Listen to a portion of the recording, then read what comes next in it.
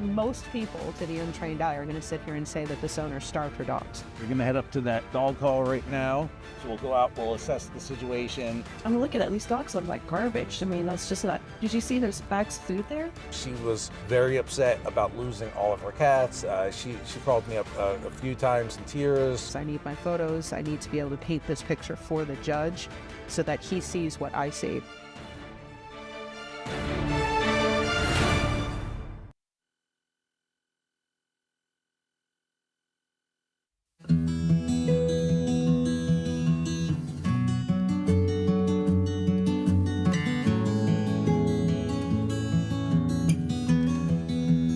We're at Upper Tampa Bay Conservation Park. It is a 600-acre conservation park, kind of in the northwest corner of Hillsborough County. We are releasing some bobcats today. Owl's Nest Rescue has worked with us several times, releasing animals, not just at Upper Tampa Bay Conservation Park, but at many of our parks and nature preserves. And they pick them because they have suitable habitat, they have large spaces. This park in particular is about 600 acres, and only a small portion of that is actually used for human recreation. The rest is just kind of wild. For bobcats, you're looking at a year that you have to get them to where they need to be back in the wild. We've had to make sure that they know how to hunt native things. I've done this 40-some years, so I know if they get to a point that I know they're ready. You get anxious about it, and then you're almost at peace that they're gonna be in a really good place, so they're gonna figure it out.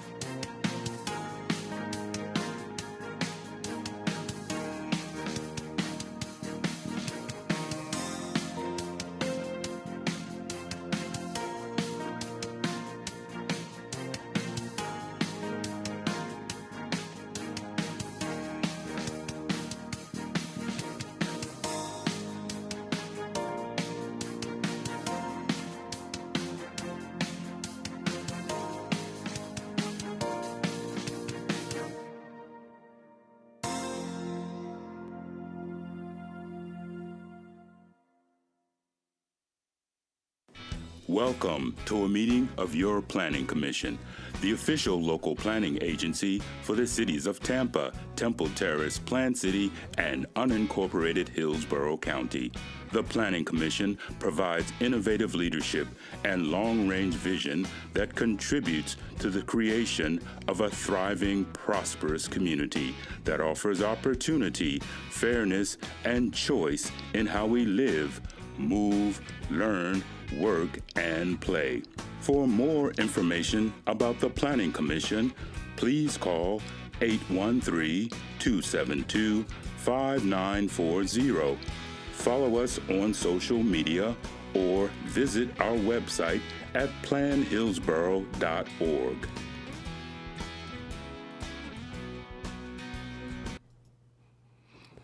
Welcome, everyone, to the April 13th, 2026 regular meeting of the Hillsborough County City-County Planning Commission. We thank you for attending this meeting. Your comments and participation are encouraged. For those attending in person and wishing to speak on any agenda item, please sign the register at the reception desk and turn off any devices that may be a distraction. To minimize feedback in the audio, all online participants in the meeting will be muted until it is their opportunity to speak. Planning commissioners should unmute themselves to indicate that they would like to speak. Please be sure to state your name at the beginning of your remarks for the benefit of the clerk. There will be an opportunity for members of the public to provide comments. When your name is called, you will be unmuted when it is your turn to speak. Please wait until the chairman calls on you to begin speaking. State your name at the beginning of your comments and adhere to the time limits. If anyone has difficulties or is watching via HTV and would like to provide comments to be included in the record for the local government hearing, please email them to planner@plancom.org. For action items, the meeting will be conducted as follows. The agenda item will be introduced. Staff will give their presentation with a 15-minute time limit. The applicant will be given the opportunity to make a presentation with a 15-minute time limit.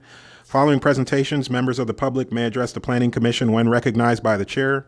Public comment will be heard for 3 minutes per person. The applicant will be afforded a 3-minute period for rebuttal or response. Planning commissioners will ask questions. Public comment will be closed. Then upon a motion, a second, and discussion, a vote will be taken. With that introduction, I'd like to ask Commissioner Linkus to please lead us in the invocation and the Pledge of Allegiance. Would all please rise? I'm going to share something from a practice that I do. May all be well with mankind. May the leaders of the earth protect it by keeping on the right path. May there be goodness for those who know the earth to be sacred. And may all beings be happy and free. May my thoughts, words, and actions contribute to happiness and freedom. Amen. Amen. I pledge allegiance to the flag of the United States of America and to the republic for which it stands, one nation, under God, indivisible, with liberty and justice for all.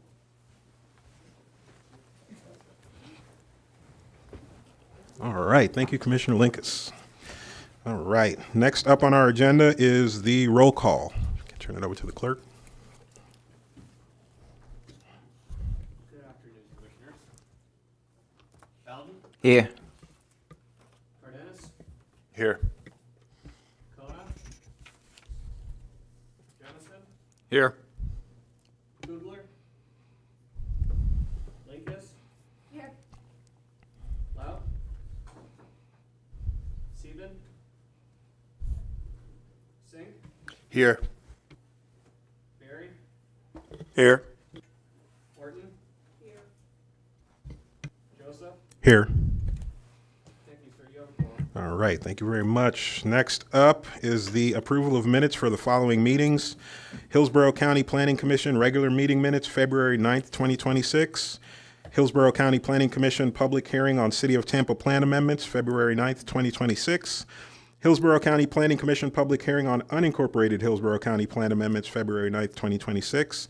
And Hillsborough County Planning Commission public hearing on City of Tampa redistricting, February 9th, 2026. Is there a motion to approve out there? All right, Commissioner Bowden moves to approve. Is there a second? Second. All right, motion to approve by Commissioner Bowden. Second to that motion to approve by Commissioner Jemison. Are there any comments or questions from the commissioners before we take our vote? Then would all signify their agreement by saying aye. Aye. Those opposed? That motion carries unanimously. All right. On to our next agenda item, public input. We did have 2 people sign up for public input, though I don't see them in the room, but I'm going to call the names just in case to make sure everybody gets their time to speak.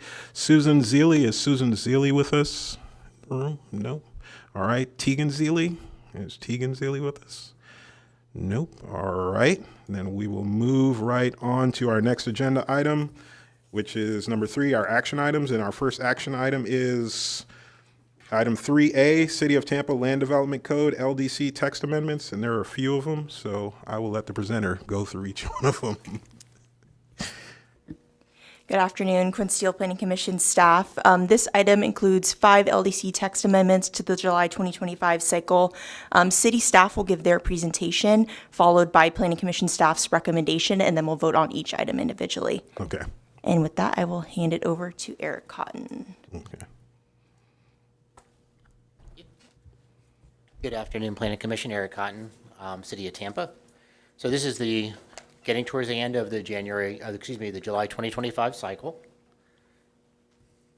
So as the Planning Commission knows, we have 2 cycles per year on a normal basis, January and July, and again, this is the July cycle.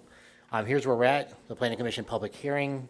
I presented last month for the briefing. This is going to be a very similar presentation, but with more questions if you have any. So the First Amendment was asked for by the, this is a council-initiated text amendment to increase the height in the Channel District to the FAA, HCAA height limitations, similar to what's in the CBD.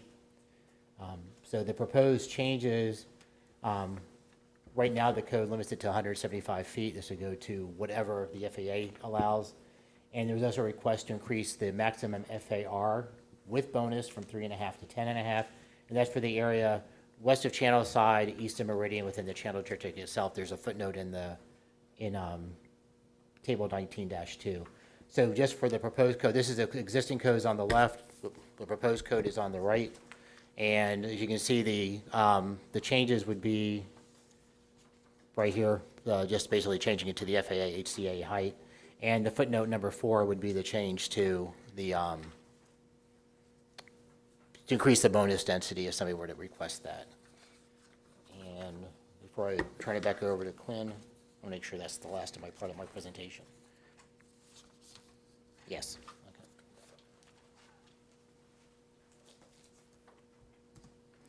Quinn Steele, Planning Commission staff.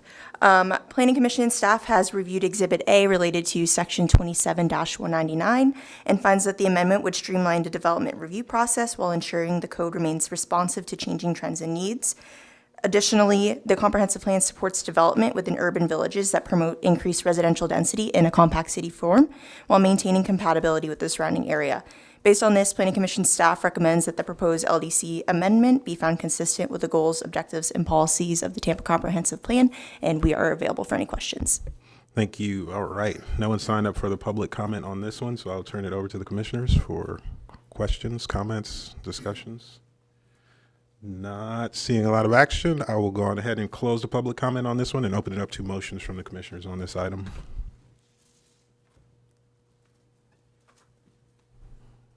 Is there Commissioner Linkus? I'd like to make a motion to find City of Tampa Land Development Code text amendment section 27-119 consistent with the Tampa Comprehensive Plan. All right, Commissioner Jemison. Second. All right, we have a motion of consistency finding by Commissioner Linkus, a second to that motion by Commissioner Jemison. Any comments, questions, statements by the commissioners before we take our vote on this one? Not seeing any, then would all signify their agreement by saying aye. Aye. Those opposed? That motion carries unanimously. All right, on to our next one, 3AB. If I may, I just wanted to note that in the motion, I think you said 27-119 and not 27-199.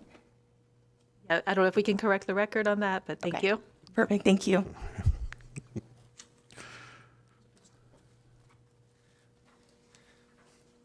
Eric Cotton again with the City of Tampa. So next up are the list of the text amendments that are being proposed by staff. 3 of them are in relation to strict changes to the code as a result of preemptions by the state. 1 is an internal request that we discussed with our mobility department. So the first one is the updating of the plat language. The state did change some of the rules regarding platting. So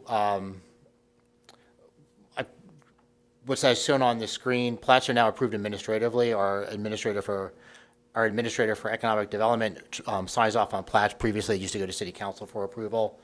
The plat review is active for 12 months. That is a time limit we put into our code. We have plats that have been active since 2018, 2019 that they're still working on, but there is no expiration date for a plat. Previously, that will be in the code now. And we have a zoning covenant, which is an administrative process that was created in the 80s. It's never been codified, which allows, if you're zoned multifamily, for instance, and you have a 5,000 square foot lot, your density would allow for up to probably like 4 or 5 units. A lot of times people want to do semi-detached homes, which are side by side, and that gives the ability for people, the zoning covenant allows people to actually split the lot in half. It treats as one zoning lot for lot dimensional requirements and for density, but it allows people to sell them fee simple. Again, if you do 3 or more lots, then it requires the actual subdivision process. And we're also going to reestablish the subdivision handbook that has not been updated since, I think, the 80s also. So, any questions? That was a little bit of a lot of information just now. Well, let staff. Okay. Yep. Yeah.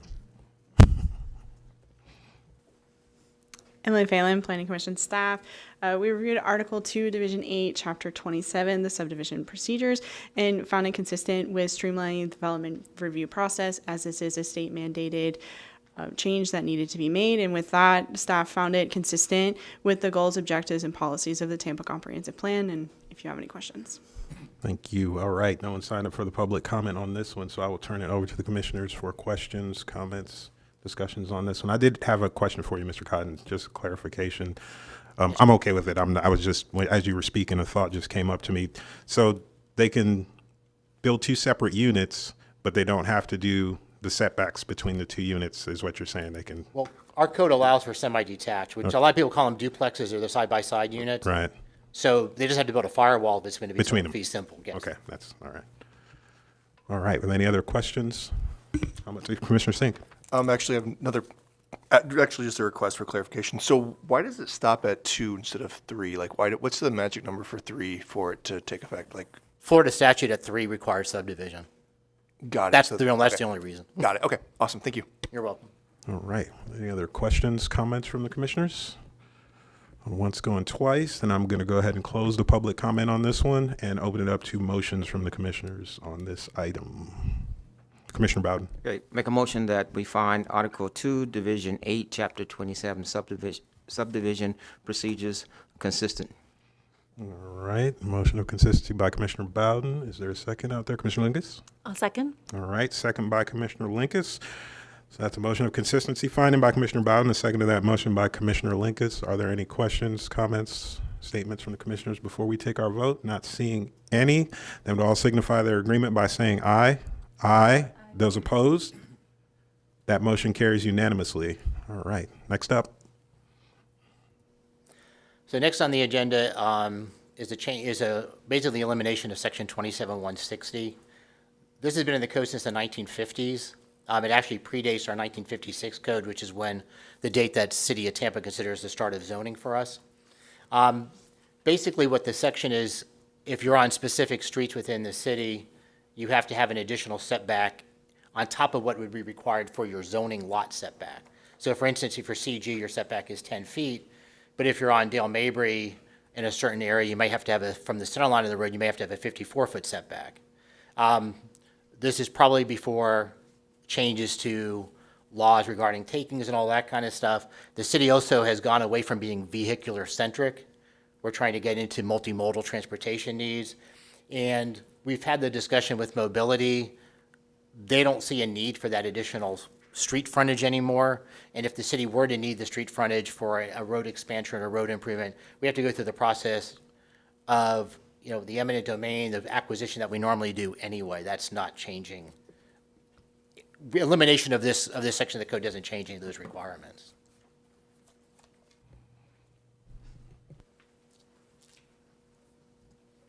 Quinn Steele, Planning Commission staff, we have reviewed Exhibit C and find the amendment would streamline the development review process while ensuring the code remains responsive to changing trends and needs. Additionally, the comprehensive plan supports development patterns that maintain consistent building setbacks along public right-of-way while ensuring compatibility with the surrounding development through underlying zoning standards. Based on this, Planning Commission staff recommends that the proposed LDC amendment be found consistent with the goals, objectives, and policies of the Tampa Comprehensive Plan, and I am available for any questions. All right. We didn't have anyone sign up for the public comment on this one either, so I will turn it over to the planning commissioners for questions, comments on this one. I did have a question on this one also, Mr. Cotton. You spoke about the front yard setback. Does this impact the other yard setbacks in any way, or is it strictly the front? It could affect a corner depending upon, like, you could be on Del Mabry and Kennedy and have the special street setbacks for both. Side yard, right. So your yard, all of a sudden you could lose a good deal of your developmental rights. Right. But this is removing that to make sure that they get them back, right, is what we're saying. Well, this is removing it because it's no longer really needed in today's code. Right, right. All right. Thank you. You're welcome. Are there any questions, comments, thoughts from the commissioners? Not seeing a lot of excitement. Then I will go ahead and close the public comment on this one and open it up to motions from the commissioners on this item. Commissioner Jemison, I see you moving. Motion to find SEC 27-160 consistent. All right. Commissioner Second Bowden. motion. All right. We have a motion of consistency finding by Commissioner Jemison. Second to that by Commissioner Bowden. Are there any questions, comments, or thoughts from the commissioners before we take our vote? Then would all signify their agreement by saying aye. Aye. Those opposed? That motion carries unanimously. All right. Next up. This is other state preemption. Probably about 3-4 years ago, I believe we put into our code the requirements that for new developments, 5% of all the proposed parking spaces had to be EV ready or electric vehicle capable, meaning the electrical was available, they just had to install the charging station. State preempted us on that, so we're here to take it back out of our code. All right, staff. Megan McCarthy, Planning Commission staff. Staff has reviewed the proposed Exhibit D LDC amendment and found the amendment consistent with the goals, objectives, and policies of the comprehensive plan related to streamlining development review process to comply with state statute. I'm available for any questions. Thank you. All right, we didn't have anyone sign up in the public comment for this one, so over to the planning commissioners for questions or comments on this one. I did have a minor curiosity myself. I was wondering if the state preemption had to do with taking, or what was the reason the state? It's an attorney question probably. I'm just in personal curiosity. Dana Crosby, Collier City Attorney's Office. The states preempted the cities and counties in all elements regarding electric vehicle. Okay. All right. Were there any other questions, comments from the commissioners on this one? Not seeing any motion. I will go ahead and close the public comment on this one and open it up to motions from the commissioners on this item.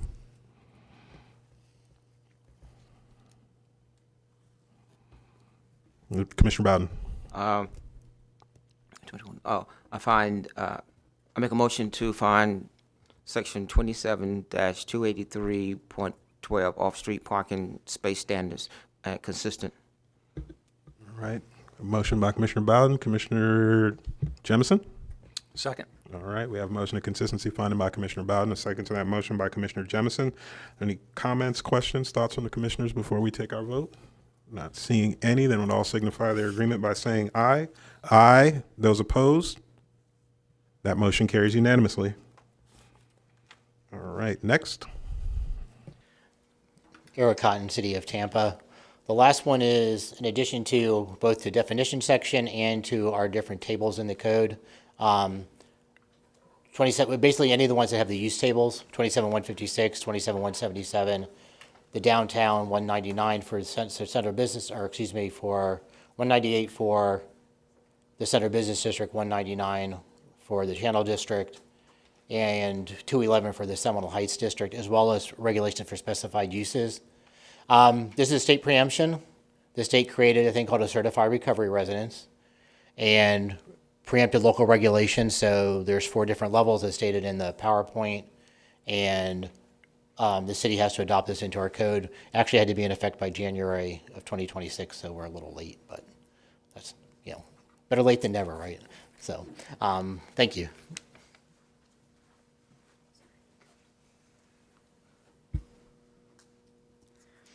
Emily Phelan, Planning Commission staff. We reviewed this section that adds the certified recovery residence and found that it does streamline the development review process.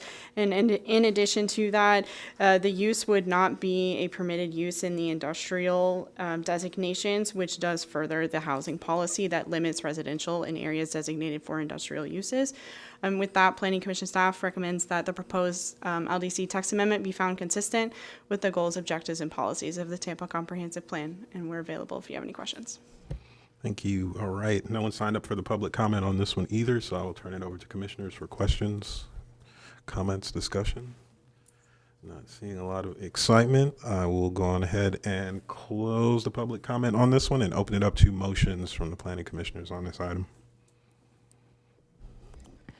Commissioner Linkus. Sure. I'll make a motion that to find section 2743, 27-43, excuse me, 27-156, table 4.4-1, and section 27-282. And I'm sorry, I'm having a hard time speaking today, of the city's land development code consistent with the city's plan.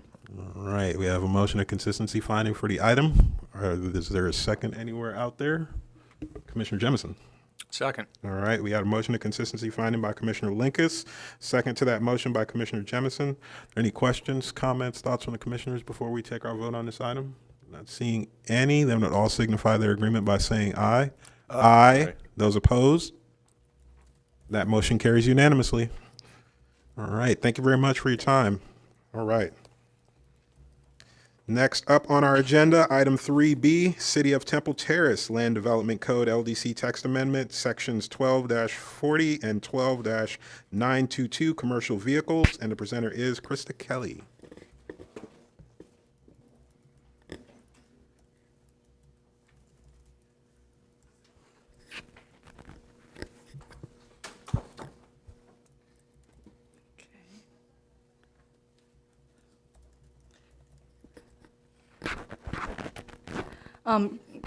Good afternoon, Commissioners. Krista Kelly, Planning Commission staff. The item before you this afternoon is a publicly initiated plan amendment to the Temple Terrace Land Development Code, Section 1240 and Section 12922, related to commercial vehicles.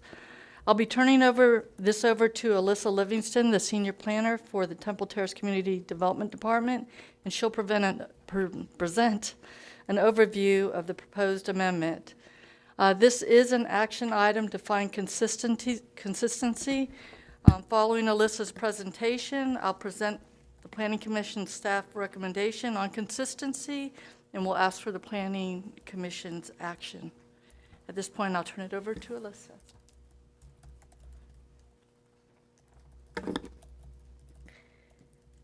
Good afternoon. I'm Alyssa Livingstone, Senior Planner for the City of Temple Terrace. I'm here to present proposed text amendments to our Land Development Code regarding the definition and allowance of certain commercial vehicles within residential districts. This update is designed to provide greater flexibility for the residents across the city.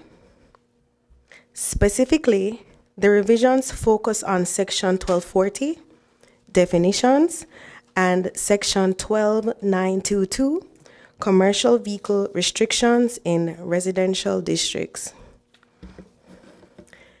The current definition of a commercial vehicle in Section 1240 of our Land Development Code has led to misinterpretations of what qualifies as a commercial vehicle in the City of Temple Terrace.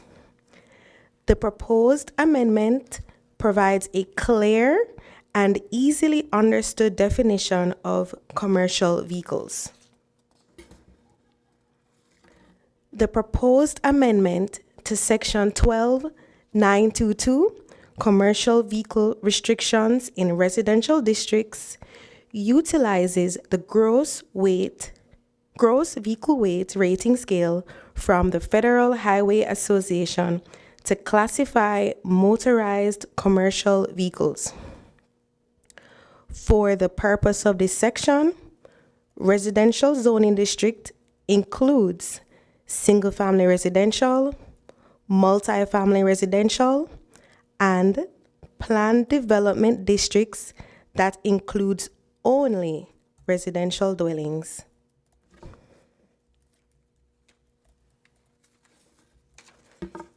We recognize that many of the residents in Temple Terrace, business owners, and skilled professionals drive Class 3 vehicles, like larger pickup vans or cargo vans. This updated code will allow for these vehicles to be parked on residential streets and lots, given that there are no modifications of attached equipment or heavy racks. This will ensure that the parking of these commercial vehicles will be compatible with the residential character of these areas.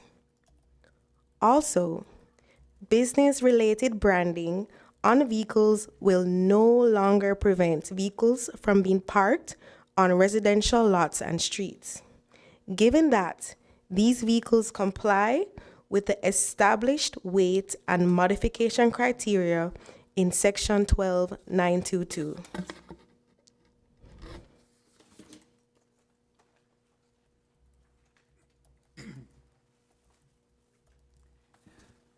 Thank you, Alyssa. Again, Krista Kelly, Planning Commission staff. Planning Commission staff reviewed the proposed changes to the regulations related to commercial vehicles and finds the amendment consistent with the goals, objectives, and policies of the Temple Terrace Comprehensive Plan. Specifically, the proposed amendment is consistent with Land Use Objective 8.5 and Policy 8.5.3, which relate to development approvals and consistency with the Land Development Code and state law. Additionally, the amendment is consistent with the Land Use Policy 2.1.1, which is under the residential development policies. This policy focuses on neighborhood protection and incompatible uses or blighting influences.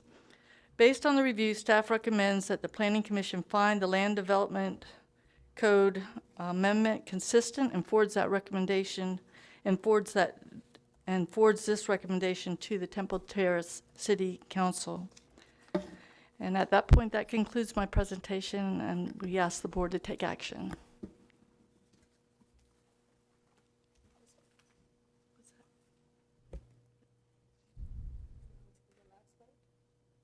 It's on there. I'm sorry. And this is our question. Does anybody have any questions? I'm so sorry. All right. And we're both here available to help you. Okay. We didn't have anyone sign up in the public. Oh, did you have something more to say? Mm-hmm. These amendments replace ambiguity with certainty by providing clear, objective criteria for vehicle classification. We are giving our residents the increased flexibility they need while ensuring the unique character of our Temple Terrace neighborhoods remains protected and preserved. Thank you. All right. There was no one sign up in the public comment for this one, so I will turn it over to commissioners for questions, comments. Commissioner Linkus? I'm sorry. Oh, your lights are just on from before. Commissioner Jemison? I'd like to confirm if HOAs can put more strict requirements on in a subdivision. I'm sorry, I missed the beginning of your question. Can an HOA impose stricter requirements? Homeowners That would Association? be a question for the attorney, I would think.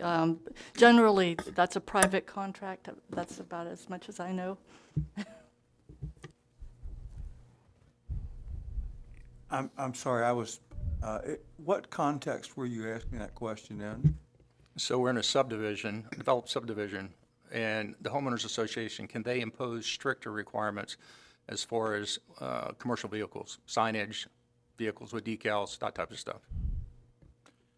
It would have, well, I'm not an expert in this area, first of all. They could impose additional rules and regulations to the extent that the declaration for the homeowners association allows them to, but those additions or changes have to be made in accordance with the requirements of any regulations for like traffic and traffic signage that are imposed by the county or the city. there are uniform signage regulations that need to be considered. It depends on whether, you know, if they're city roads, it's definitely going to be governed by city regulations, for example. If they're private roads, there's somewhat more flexibility, but it would have to be determined on a case-by-case basis. Okay, thank you. All right. I had a question. I was wondering, oh, you want to go, Commissioner Bowden? Yeah. Well, I think that's a very interesting question. And the reason I'm thinking is that, you know, a lot of times in these deeded communities, you have these covenants that says no commercial vehicles can be parked on streets and or driveways. What does this override the covenants?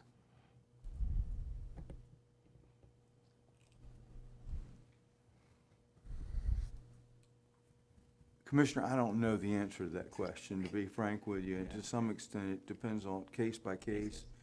And different counties have different rules and regulations. I'm aware of some rules that Pasco County imposes on roadways that are not imposed in Hillsborough, for example. And to some extent, it has to do with public safety and getting emergency vehicles through, and those sorts of things. So there are a number of things that would have to be considered in that analysis. I think Temple Terrace is going to find out really quick. I mean, one way or another here. So I was wondering myself, I noticed when you were going over the part about vehicles can be parked on the road, but they can't have service equipment attached to them. There's a limitation on that. Is there any distinction between the types of service equipment, or does that mean any service equipment? If there's any attachment to the vehicle, does it now incapable of being parked on the street? Thanks for that question. So when we mention attachments to the vehicles, what would make them be classified as commercial vehicles, we're referring to like, you know, those large attached beds, and say, for example, you were attaching heavy equipment on it, so that would change the classification. And then we also use a weight scale, which I could provide for you. Okay. So I was thinking, just off the top of my head, the facetious example, but a pool equipment truck, like the little trucks that go around and clean pools, they usually have like a special little hitch on the back to carry like a little, whatever they use to clean the pool thing. I was wondering, but it's a small truck, right? It's a very small little vehicle. They go on cars sometimes too. So I'm wondering, does that preclude that vehicle from parking on the street now just because it has that special little trailer hitch on the back? Or so that trailer hitch is what would, once it's within a certain class, you're still fine. Okay, so it's really dependent on the class of vehicle. We'll look on the class of the vehicle first and the weight. Which is the weight, right? Okay. All right. Are there any other questions, Ms. Renita? Well, I think just to be clear, today, the vehicles, regardless of whether it has a trailer or not, if it has the logo and stuff on the outside, are not allowed to be parked. Oh, no. So right now, the amendment will allow for Temple Terrace residents who are business owners to park their vehicles or have these markings as long as it abides by the certain. Right, but today they don't. They can't. That's what I wanted to point out, was that this is a big jump from what's allowed today. Yeah, so we're just giving the residents more flexibility. All right. Any other questions or comments from the commissioners before we take our vote? Going once, going twice, and I will close the public comment on this one and open it up to motions from the commissioners on this item. Commissioner Linkus. Motion to find City of Temple Terrace Land Development Code Text Amendment Section 12-40 and 12-922 commercial vehicles consistent with the Temple Terrace Comprehensive Plan. All right, we have a motion of consistency finding by Commissioner Linkus. Is there a second out there somewhere? Anywhere? Commissioner Jemison. Second. All right, we have a motion of consistency finding by Commissioner Linkus, a second to that motion by Commissioner Jemison. Are there any questions, comments before we take our vote? Not seeing any, then we'll all signify their agreement by saying aye. Aye. Aye. Those opposed? That motion carries unanimously. All right. Good deal. On to our next agenda item, 3C, City of Temple Terrace again. Land Development Code Text Amendment, Section 12-834, Drainage Systems. And the presenter is Yanika Mills and Kim Ford.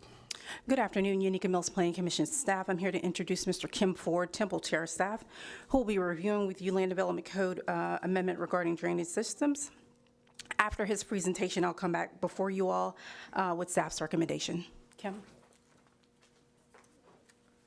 Hello, my name is Kim Ford, Public Works Engineer, and this is the code amendment for the drainage systems to provide clarification to our engineers. They need help, and what they're providing to us for review is somewhat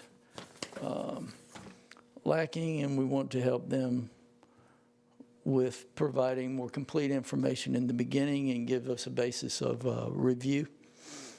And we've not created any rules here that don't already exist.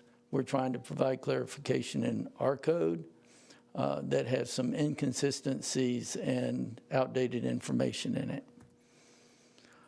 Hopefully you all have a red and black marked up version that you can read, because I can't read this one. And I've highlighted some key items on this page. Pre and post basin maps, times of concentration are typically required as part of a drainage report, with the modeling that for outfall control structures that have a timing of usually around 12 hours where it's a peak discharge. And we need our rainfall data included so that we know how many inches of rainfall they put in the model. There are some other ones in the middle of this page in red that includes several items that are lacking in the drainage reports that we get. And you can see there's kind of a mix there, and we can fall back on that if we need to. But we try to get specific when we can. We have the toward the bottom about treatment. Treatment has changed with the Water Management District, so we're not trying to define what the treatment is required, and we're deferring to the Water Management District for that. There are some, the NRCS SCS methodology, and we do want that unless they have a good reason to use a different model. The stormwater tabs are required for street drainage and inlets that are FDOT standards and required typically in others manuals such as Hillsborough County. At the top, you're going to see a table that we have, and it has reference to specific design storms. The systems inside subdivisions are typically 5 to 10 year designs because they'll contain their own water in their own stormwater pond, but when it gets out into the streets, it should be a 25-year design for our stormwater systems. There's open basins, which has an adequate outfall of 25 years and 100 years for closed basins, or ponds for designs of ponds that have restrictions.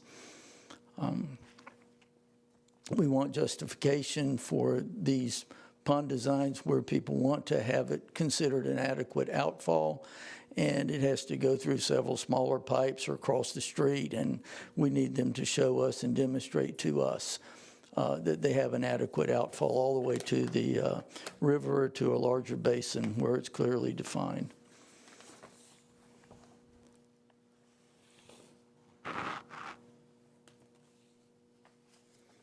There are separations of utilities that are required for stormwater pipes, and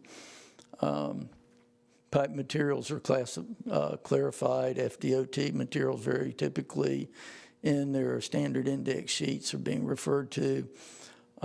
There are several options for different types of materials. Separations from the road, typically 2 feet for the base from the seasonal high water. It could be 1 foot if it's crushed concrete, for example, and they'd be able to demonstrate that.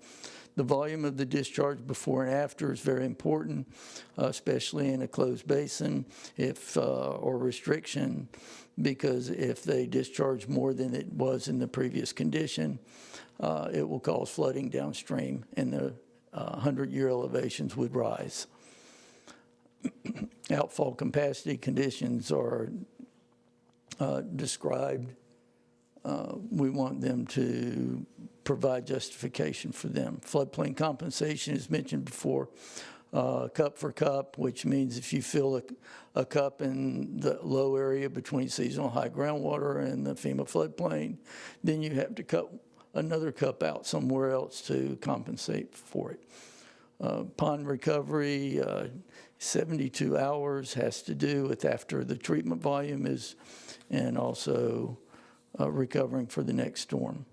Laboratory tests are allowed, not just a double ring infiltrometer. And I've done that before with the laboratories. And we have under drains for seasonal high water where the water table is too high. Hillsborough County has very good information about what they require in a whole chapter in their manual about that. The 6 inches is something that we've included in our code rather than the 4-inch and sand pack around the under drain. This would be a gravel and a larger, more adequate system. I think I went past the page. Any questions? Planning Commission staff reviewed the Land Development Code text amendment regarding drainage systems and found it to be consistent based on Stormwater Goal 1, which encourages efficient delivery of drainage and stormwater treatment systems that support development and redevelopment of the city of Temple Terrace. Also, Stormwater Objective 1.1, which encourages a maintenance of a drainage and stormwater treatment system that meets or exceeds adopted level of service for current and future development, as well as Stormwater Policy 1.1.1, which speaks to the specific measurement of what the level of service to be obtained or exceeded is. And based on those findings, Planning Commission staff found their request to be consistent, and I stand for any questions that you may have. Thank you. All right. We didn't have anyone sign up in the public comment for this item either, so I will turn it over to the commissioners for questions, comments, thoughts on this item. I'm seeing a lot of motion going once, going twice, and I will close the public comment on this item and open it up to motions from the commissioners on this item. Commissioner Lincas. I'd like to make a motion to find City of Temple Terrace Land Development Code text amendment Section 12-834 drainage systems consistent with the City of Temple Terrace comprehensive plan. All right, motion of consistency by Commissioner Lincas. Is there a second out there anywhere? Oop. Commissioner Cardenas with a second. All right, so we have a motion of consistency finding by Commissioner Lincas. A second to that motion by Commissioner Cardenas. Are there any questions, comments, thoughts, or discussions before we take our vote? Not seeing any, then we'll all signify their agreement by saying aye. Aye. Aye. Those opposed? That motion carries unanimously. Thank you. All right. Next up, we have item 3D, MacDill Air Force Base, AFB, proposed replacement and modification of floating docks. And the presenter is Mr. Diego Guerra. Good afternoon, ladies and gentlemen. Diego Guerra, Planning Commission staff. Again, this is the agency's consistency review of Port Tampa Bay Standard Work Permit application 25037, MacDill Air Force Base proposed replacement and modification of its floating docks. The application was reviewed for consistency pursuant to chapters 95-488 and 97-351 of Florida laws of Florida, which are the Planning Commission and Port authorizing legislations. The site is located on MacDill Air Force Base, which is located on the southern tip of the Tampa Peninsula, specifically located on the southern portion of the installation. South of the site is the installation's public beach. To the east, it's fan camp. To the west, it's natural conservation areas. And to the north is the main installation. This is an overview of the site itself. Again, north is located to the upper left corner of the slide. Again, FamCamp is located across the street on the top of the slide, and then the natural conservation areas of the base are located to the bottom of the slide. The existing conditions of the site consist of a 32 slip marina, which is, fixed finger 32 slip marina, which is approximately 4,000 square feet. The marina itself consists of wooden mooring piles, finger piers, and access walkways that can be seen on the bottom and right pictures on the slide. The environmental survey found that there was no submerged aquatic vegetation. However, there were red and black mangroves, as you can see on the pictures of the slide, in addition to Brazilian pepper, which is an invasive species. Additionally, oyster growth was observed along the mangrove roots and pilings, as you can see on the picture to the right. The proposed project consists of replacing the existing structure with a floating dock system approximately 6 feet waterward of the existing dock. I tried to visualize that on the picture to the right. So the orange is the shore, the gray are the proposed ramps, the brown is the approximate location of the existing dock system or marina, and then the yellow is the proposed approximate location of the proposed marina. In addition to the proposed, a 5-foot wide aluminum gangway with rails and non-skid surface that elevates with the tide is also proposed to be installed. In addition to, did I skip ahead? I must have skipped ahead. My apologies. I wanted to point out that there's no proposed impacts to the mangroves on the site except the locations where the ramps are going to be, which there's two to the east, as depicted on the northern portion, or on the eastern portion of the marina, and then to the south, you can see one of them on the southern southwestern edge of the site. The mangroves will be vertically cut to make way for the width of the new 5-foot wide aluminum gangways. The proposed policy is consistent with Future Land Use Section 8.3.14, which discusses the clear zones of MacDill Air Force Base. The site is not located within any of the clear zones, and wanted to clarify that. In addition, it's also consistent with coastal high hazard policies that relate to water-dependent uses, seawalls, riprap, and the city's marina siting guidelines.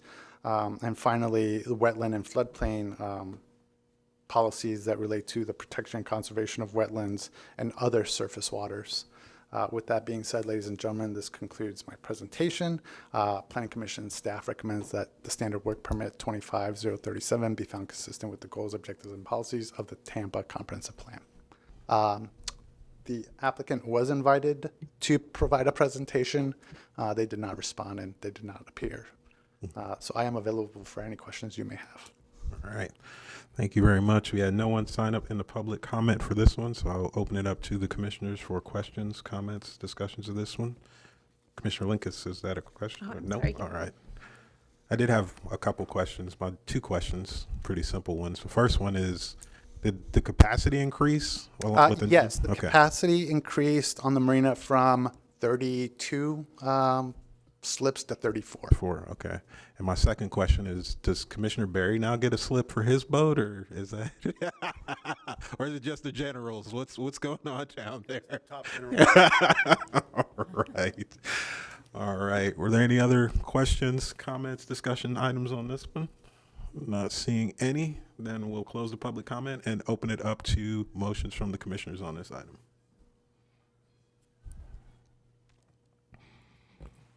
Commissioner Jemison, I see you moving. Motion to find MacDill Air Force Base proposed replacement and modification of floating dock consistent. All right. Motion of consistency finding. Is there a second anywhere out there? Second motion. I think Commissioner Bowden beat you to it. All right, we have a motion of consistency finding by Commissioner Jemison, a second to that motion by Commissioner Bowden. Are there any questions, comments, discussions before we take our vote? Not seeing any, then would all signify their agreement by saying aye. Aye. Those opposed? That motion carries unanimously. All right, thank you, Mr. Guerra. Next up, we will go to our briefings. So that was the last of our action items. And our first briefing is item 4A, Urban Service Area Planning Commissioner questions for staff, and the presenter is Melissa Dickens. Hi, good afternoon, Commissioners. Melissa Dickens, Planning Commission staff. Yes, this item is Urban Service Area Planning Commissioner questions for staff. This is not an action item. It's really intended to be an informal opportunity for you all. I'll just provide some context and then we can open it up to the questions that you all have. So at the February 2026 meeting, it was decided that by you all that you would like a future session on the urban service area, really an opportunity to do a deep dive into some of the things that you might have questions on or things that might require a little more information and background. That has been scheduled for next month for the May meeting. We will have our team as well as the Hillsborough County team coming to this meeting. We'll have folks from Development Services, Public Works, and Water Resources available to answer questions and elaborate on anything that you all want to know more about. There have been a number of both formal and informal discussions on this topic over the past few months, and we recognize that some of the questions that you all might have might be a little more in depth. They might require a little more data crunching or looking into some of the historical files. So we wanted to make sure that we provided you this more formal opportunity to ask questions about anything that you're curious about related to the urban service area.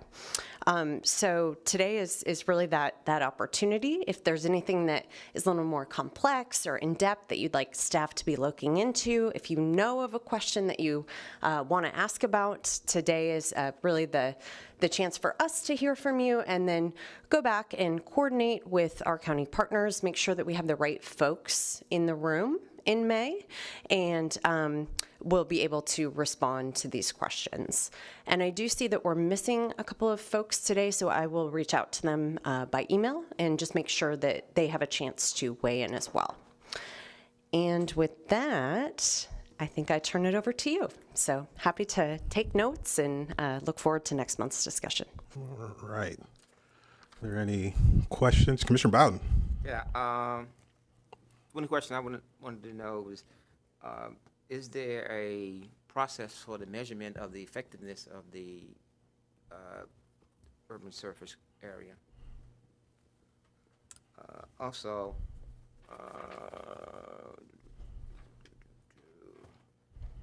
is there any type of best practice review as well as if there is a process, what is the present level of effectiveness? In the best practices literature, or? I guess overall, I mean, if there's a process, your mic. What is the percentage of effectiveness? Turn your mic on. No, so based on if there is a process, if there's a measurement process, what is, what percentage of effectiveness are you achieving, is being achieved? All right. And I will inform everyone who's here that our letter, the letter that I sent, was received, and we got called down to the principal's office, myself and Ms. Tornita, on this coming Wednesday. So tomorrow's Tuesday. Wednesday, we both will be appearing before the Board of County Commissioners to discuss this in more detail with them, try and get their sense of what they want to do, where they want to head with this, whether they even want to deal with it. So any questions you put out here that I catch, I'll obviously also walk with when I go down there, just in case those things pop up at that discussion. So, Commissioner Cardenas. Did they make any comments? No, but they reacted quickly. I'm going to appear before them this Wednesday. So clearly there's, some interest somewhere down there. If only just to, see what's going on, to hear what's going on as a sort of update. So I could fill you in once we come back from that. I'm sure Ms. Zornita will too. So fill all you in on how that goes. So we'll see. Commissioner Linkus. One of the things I think might be helpful is, I don't know if it's geographic information, but the communities that would be most affected by looking at this beyond the current areas that are being studied. Information about. So like the areas that are in the rural area that are not part of the current urban expansion area. Yeah, and maybe any kind of current, if there's any kind of community planning or relevant planning policies for those areas. I'd like to echo that, and flip it on its head to the opposite. Something we brought up earlier, actually Commissioner Linkus brought it up and Commissioner Kona echoed it. Also, I'd like to know if there are any areas in the urban service area where we could be doing infill development and increasing density more efficiently, such that we don't have to always be going out to the edge of the urban service area. That would be a good sort of thing to know. Agency who you didn't mention that I'd be interested in hearing from is the property appraiser's office. The reason I started this and the reason I continue to talk about this is I'm interested in how what we've done over the past 33 years has affected land values, right?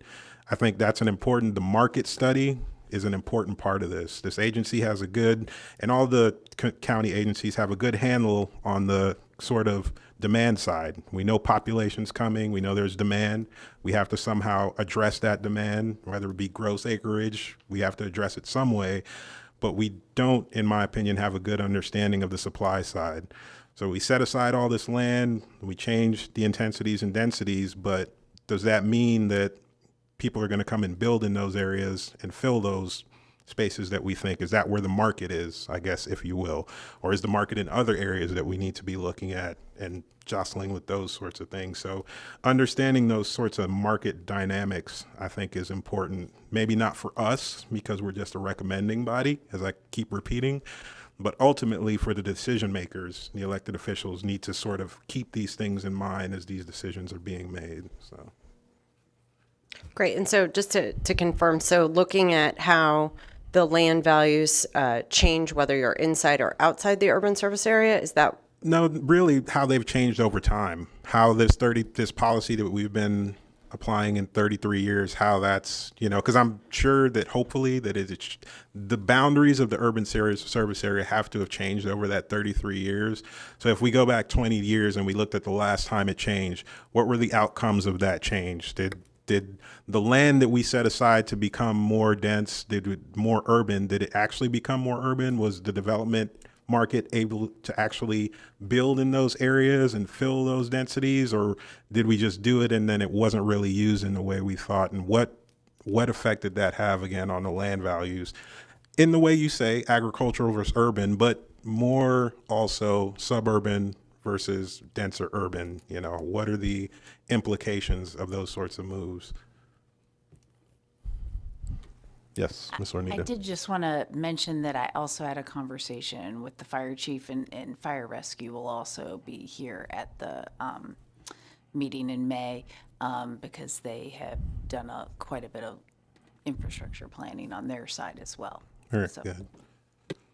The sheriff's office too might be a good one. Mr. Chronister's people rarely show up. I'd like to hear from them. They're very important. I mean, that's a very important part of all this. So if he could send someone down to speak to us or some sort of information, that's always helpful, beneficial. Any other thoughts on questions that staff could be looking at or information that anyone might be interested in seeing related to this? The agriculture community too, I know we're sort of doing that, but we've spoke about this a lot, how this urban service boundary is meant to protect the agricultural areas. So I'd like to, I don't know where that information comes from, but as we move through this process, I think it's important to understand, again, what the implications are for the agricultural community. Again, in the past, because we have 33 years of information on this. This isn't something we did yesterday. How has this policy benefited or not benefited the agriculture community? It'd be good to know.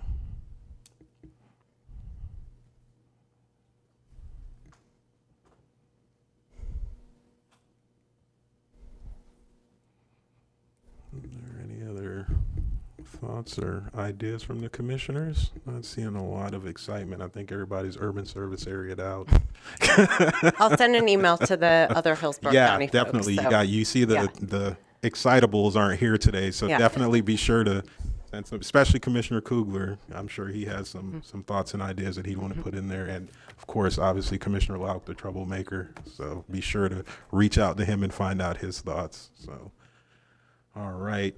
Any last ideas or thoughts? I'm seeing any. Well, thank you. Hopefully that's good. Thanks. All right. Thank you. And we will move on to our next agenda item, item 4B, 2026 Employee Engagement Survey. And the presenter is Megan Boturney.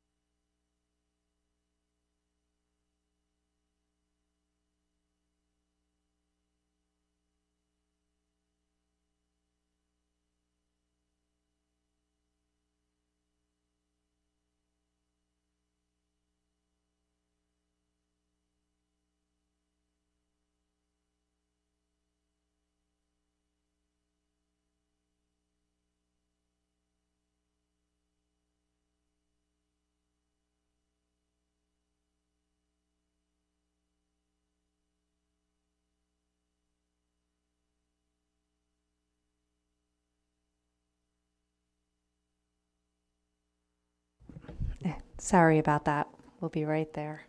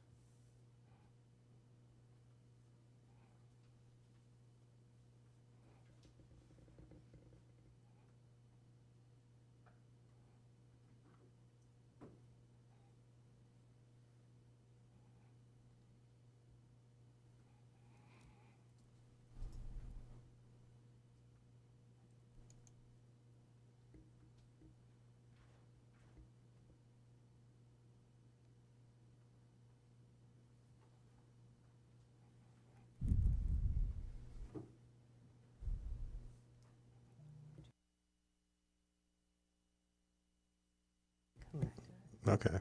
Are they ready? We can go to the next briefing and come back to you if you'd like. Give you a little time to work on it. I believe he's able to move it on over now. Okay. Is this it? Yes. Okay. Thank you very much for that. So good afternoon, Commissioners. Megan Boturney, Planning Commission staff. No action required, just information only. So every 2 years, we conduct an engagement survey with the help of HR Soul, our consulting firm.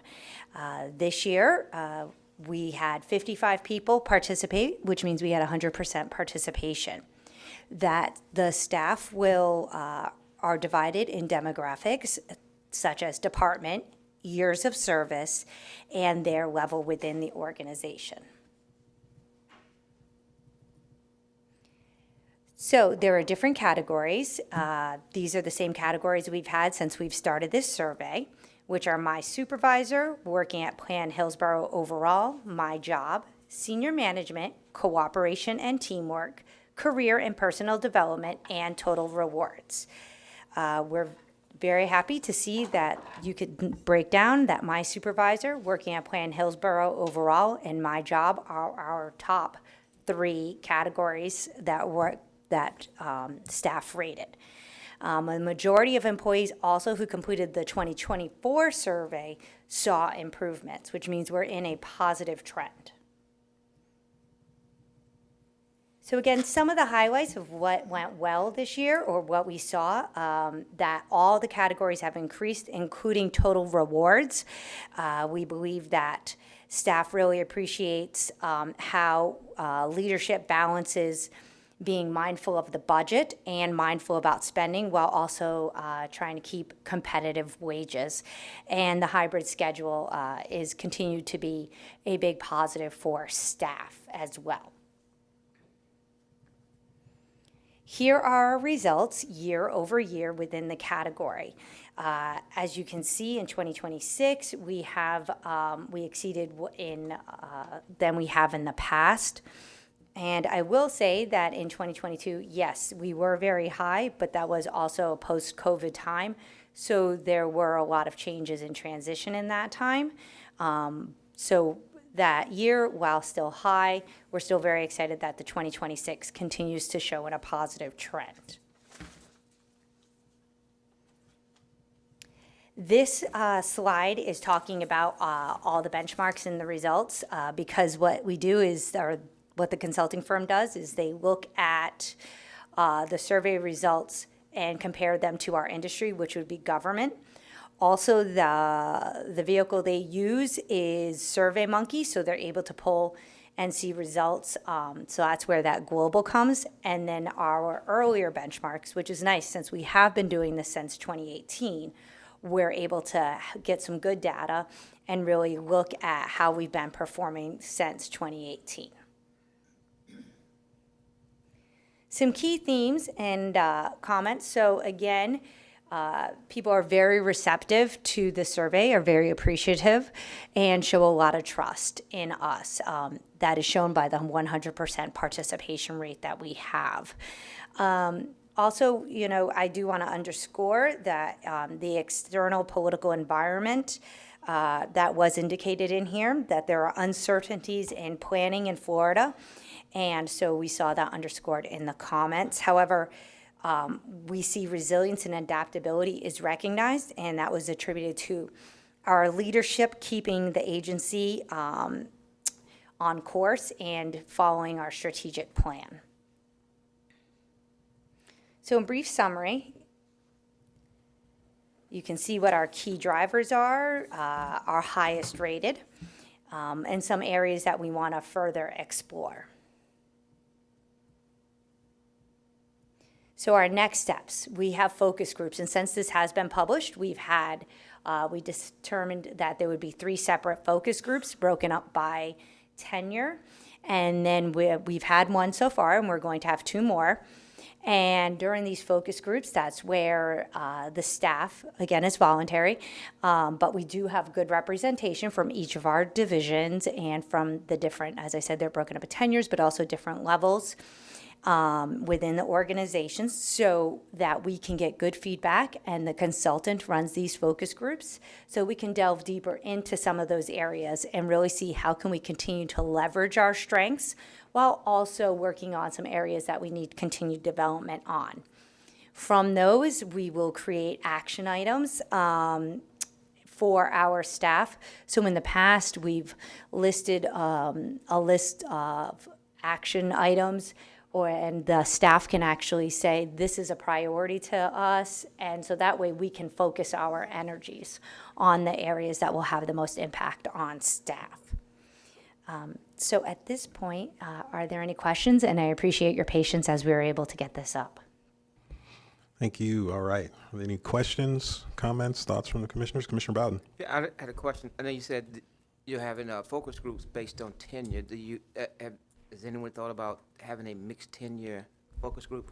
Sure, we have in the past. So what we do, though, is along with the recommendations from the consultant, see where maybe there was a bigger difference between the tenure groups. And so that way it helps us kind of focus in on the different areas. Yeah, but still, again, it's voluntary. We have the representation of the different divisions as well, so everyone's voice is heard no matter what. And if, for instance, they're on vacation, we have a great consultant. She's willing to talk to someone offline if maybe they don't feel comfortable sharing, or if they are unavailable for the focus groups. She will still listen to them and have a conversation with them. Thank you. Thank you. All right. Any other thoughts, questions, comments from the commissioners? I'd like to say, you can go ahead, Commissioner Lincoln, sorry. I just want to say congratulations, because these are really positive results. And I just know from having both interns here as well as a lot of alumni who work here, just the reputation is stellar, and a huge reason for that is exactly what it plays out in this information, the interesting work.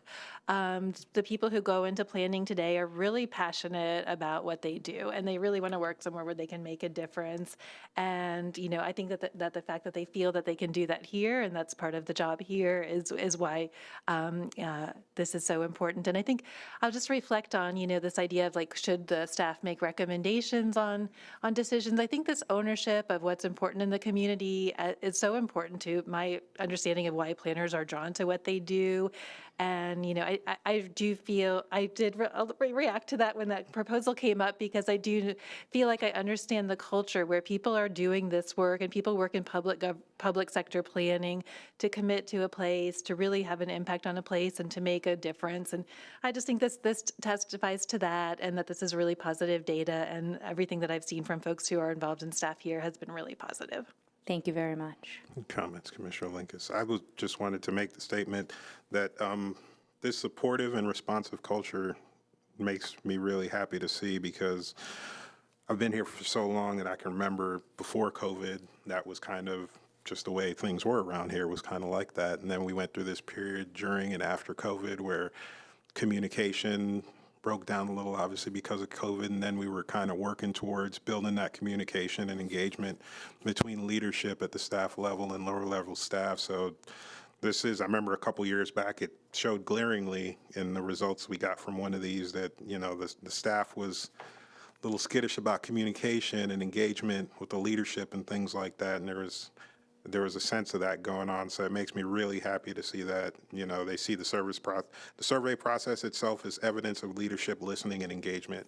I think that is huge. And, you know, you obviously have it highlighted too, maybe for that reason, but I can remember, and kudos to you all for, you know, swinging that around and getting that back in the right direction, because that was a huge concern of mine when that survey came out and I saw that there was kind of that little rift going on. So I'm really happy to hear that that's been turned around now in this. And I wanted to ask, on the heels of that, are we sure these numbers are good? You aren't cooking these numbers on us, are you? No, I do not have such power.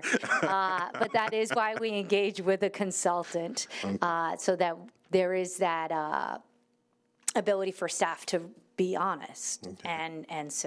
And clearly they know we are not seeking, we just want input as a collective. Very good. Happy to hear it and happy to see it. So thank you. Thank you for your hard work. Thank you. You too, Ms. Ornita, and you too, Mr. College, and all the staff back there within the sound of my voice. So, any other thoughts or comments from the commissioners?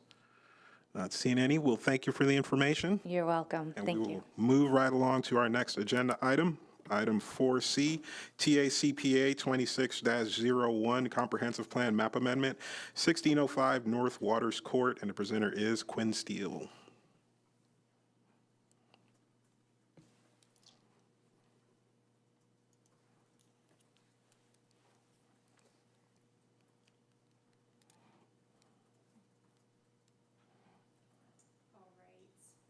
Quinn Steele, Planning Commission staff. This is TACPA 2601, which is a map amendment for 1605 North Waters Court. The request before you is privately initiated in small scale, covering approximately 3.39 acres, and the request is to go from community mixed use 35 to urban mixed use 60. Here's a general location map. The subject site is located within the Central Tampa Planning District, the Central Park Urban Village, the historic Ybor neighborhood, the Ybor City Local Historic District, and the Central Park CRA. This map shows an aerial of the site, which is outlined in yellow. I did want to mention that due to recent developments in the surrounding area, particularly within gasworks, this aerial might not be, or might not fully reflect the current conditions. This site fronts East 7th Avenue, which is a major commercial corridor in Ybor City, and it's located 230 feet east of North Nebraska Avenue, which is a transit emphasis corridor. Nebraska Avenue also marks the boundary of the CBD periphery, which allows density and intensity bonuses of up to 100% above the maximum permitted under the underlying future land use designation. And then the red dashed line here represents the Ybor City Historic District. If you could see my mouse, it's this area here.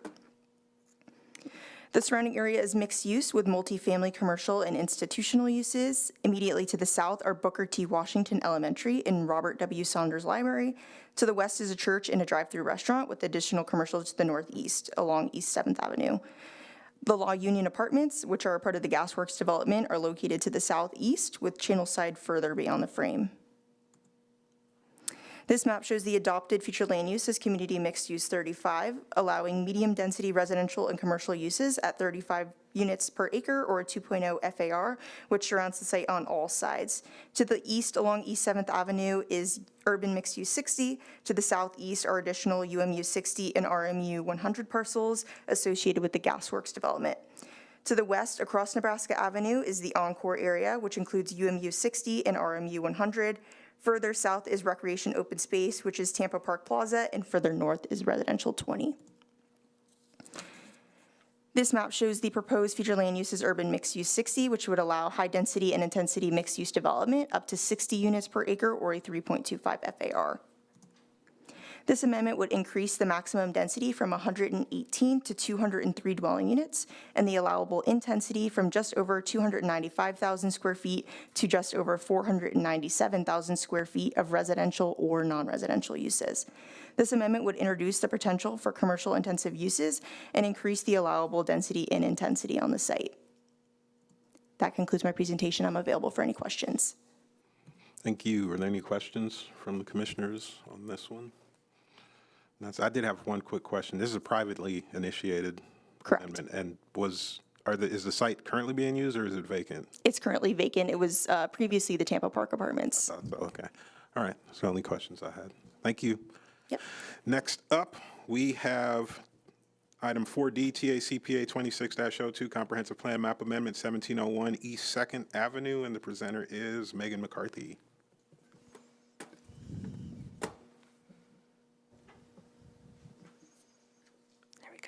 Good afternoon, Megan McCarthy, Planning Commission staff. This is the briefing for TACPA 2602, located at 1701 East 2nd Avenue.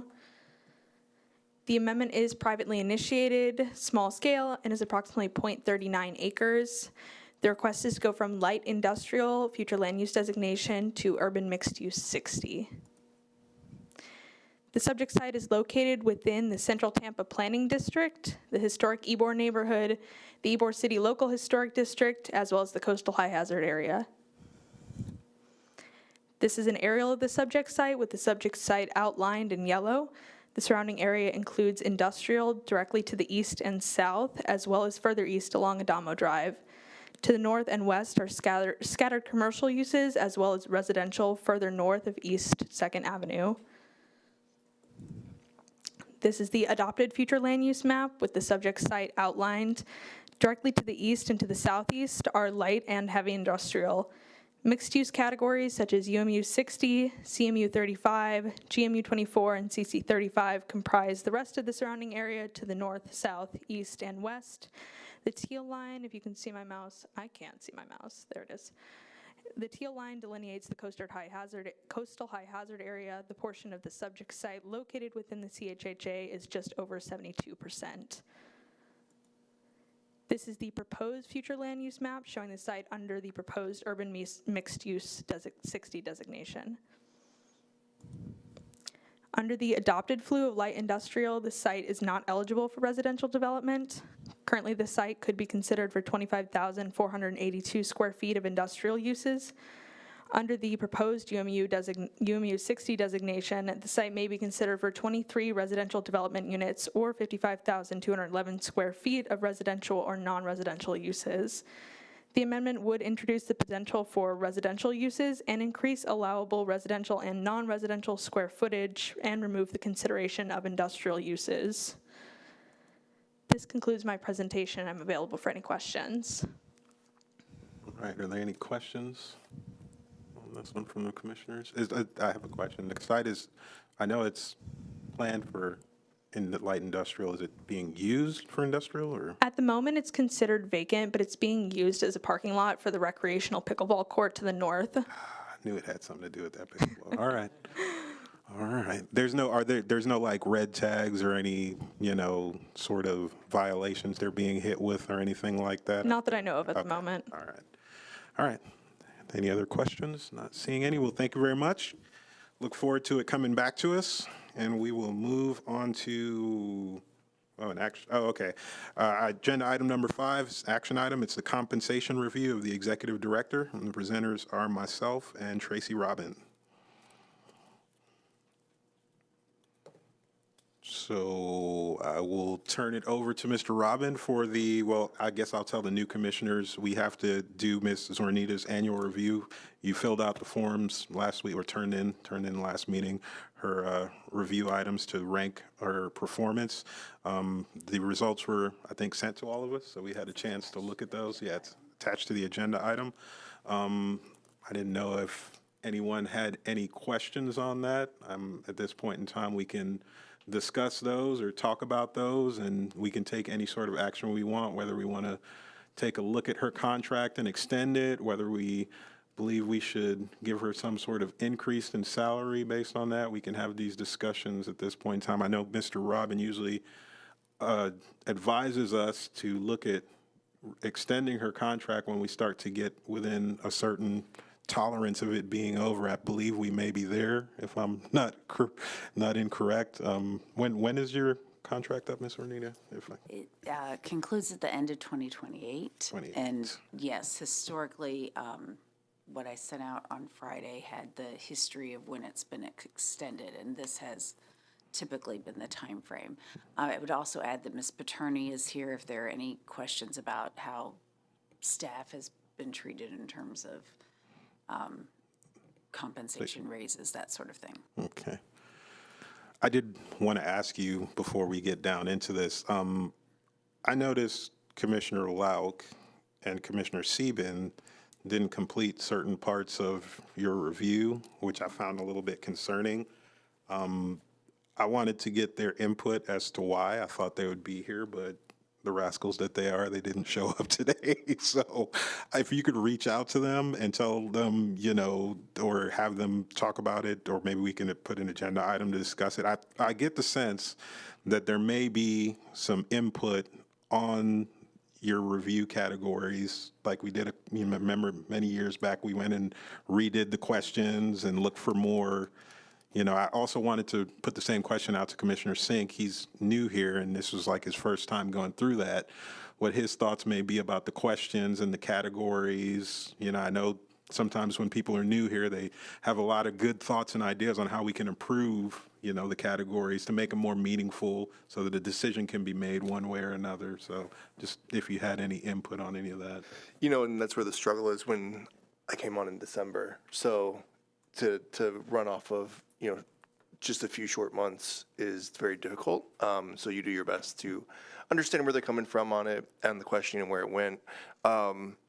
These are kind of standard operation questions that we're used to answering in private sector. So that part is pretty normal. It's just sometimes it's hard to be new and know how to do it, right? But that's why next year's still here too. I don't know, Mr. College, you collected the results from folks. I don't know if they indicated anything to you about that. Sean College Planning Commission staff. I collected some of them, and no, I was not given an explanation exactly why. I don't want to speak for them, but they did not overtly tell me why. Just declined.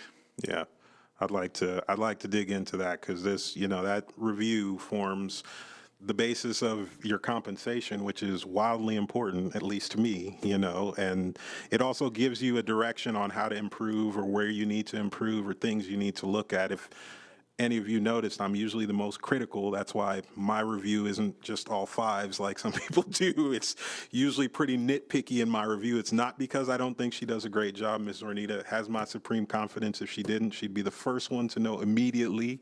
She knows that, but I do have to give her things to work towards. Everything can't be just all sunshine and roses all the time. So I try to be sort of critical and really look at the categories and judge them based on, honesty, and try to give her things to aim for and give her kudos where she deserves her kudos. So, and she deserves a lot of kudos, because it's not an easy position for her to be in.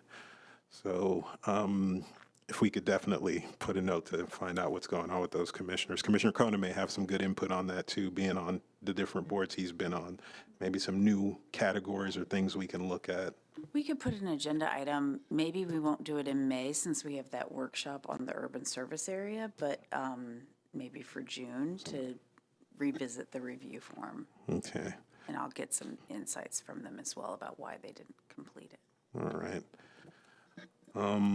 Anybody have any thoughts or questions they wanted to raise to Ms. Zornita, or Commissioner Cardenas? Yeah, I kind of sit back and I look at things from a wider perspective, and I kind of look at seeing how our community's changing and things are changing, and we're questioning things, like the urban service boundary. That's exactly it. And in that questioning of that, it almost changes and broadens their scope in a weird way. How the commission, how the planning commission as an organization functions and evaluates the things that they do. And I think that as we think about that, how to approach that, the direction that I think we give as the planning commissioner, as a planning commission to Ms. Zornita and staff is really what creates that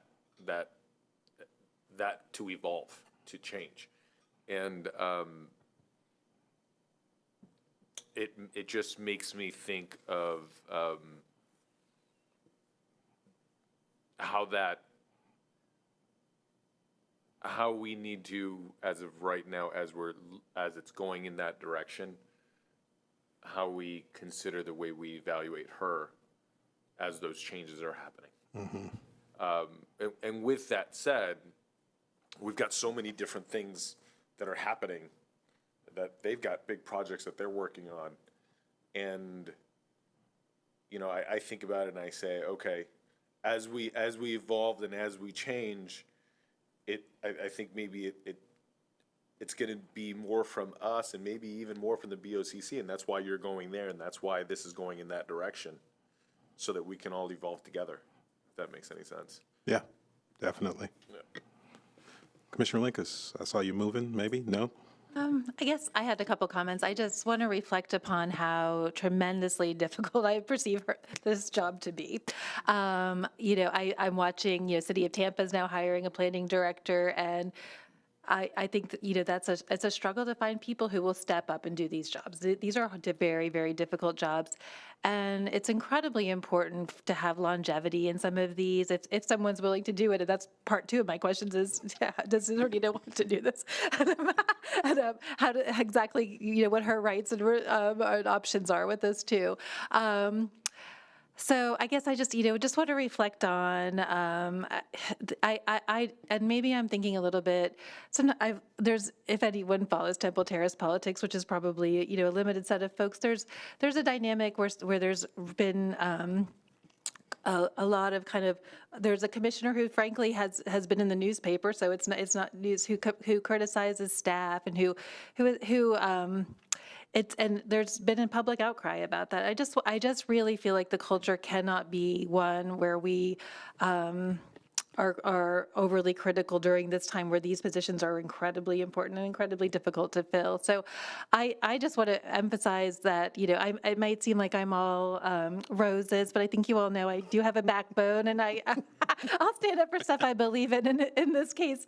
I do think that this is an incredibly difficult job, that longevity in it is so important because it does bring so many folks together, and the sense of stability in this piece is incredibly important. A lot of times I think from my observation, maybe as a trained planner, sometimes things that are very frustrating that I think sometimes when there's questions around staff or why the agency is doing certain things, a lot of times it comes down to like state law or, something that like what the city's policies are or things like that. So it's a tough role. And I just want to reflect on that. I think, that we see exceptional results from staff. Everyone I know in the community speaks very positively of this organization and of Ms. Zornita in particular. And, it's not just all roses in my outlook, but I think in this case, I serve here because I really think it's an impressive organization, and I'm really proud to be part of it.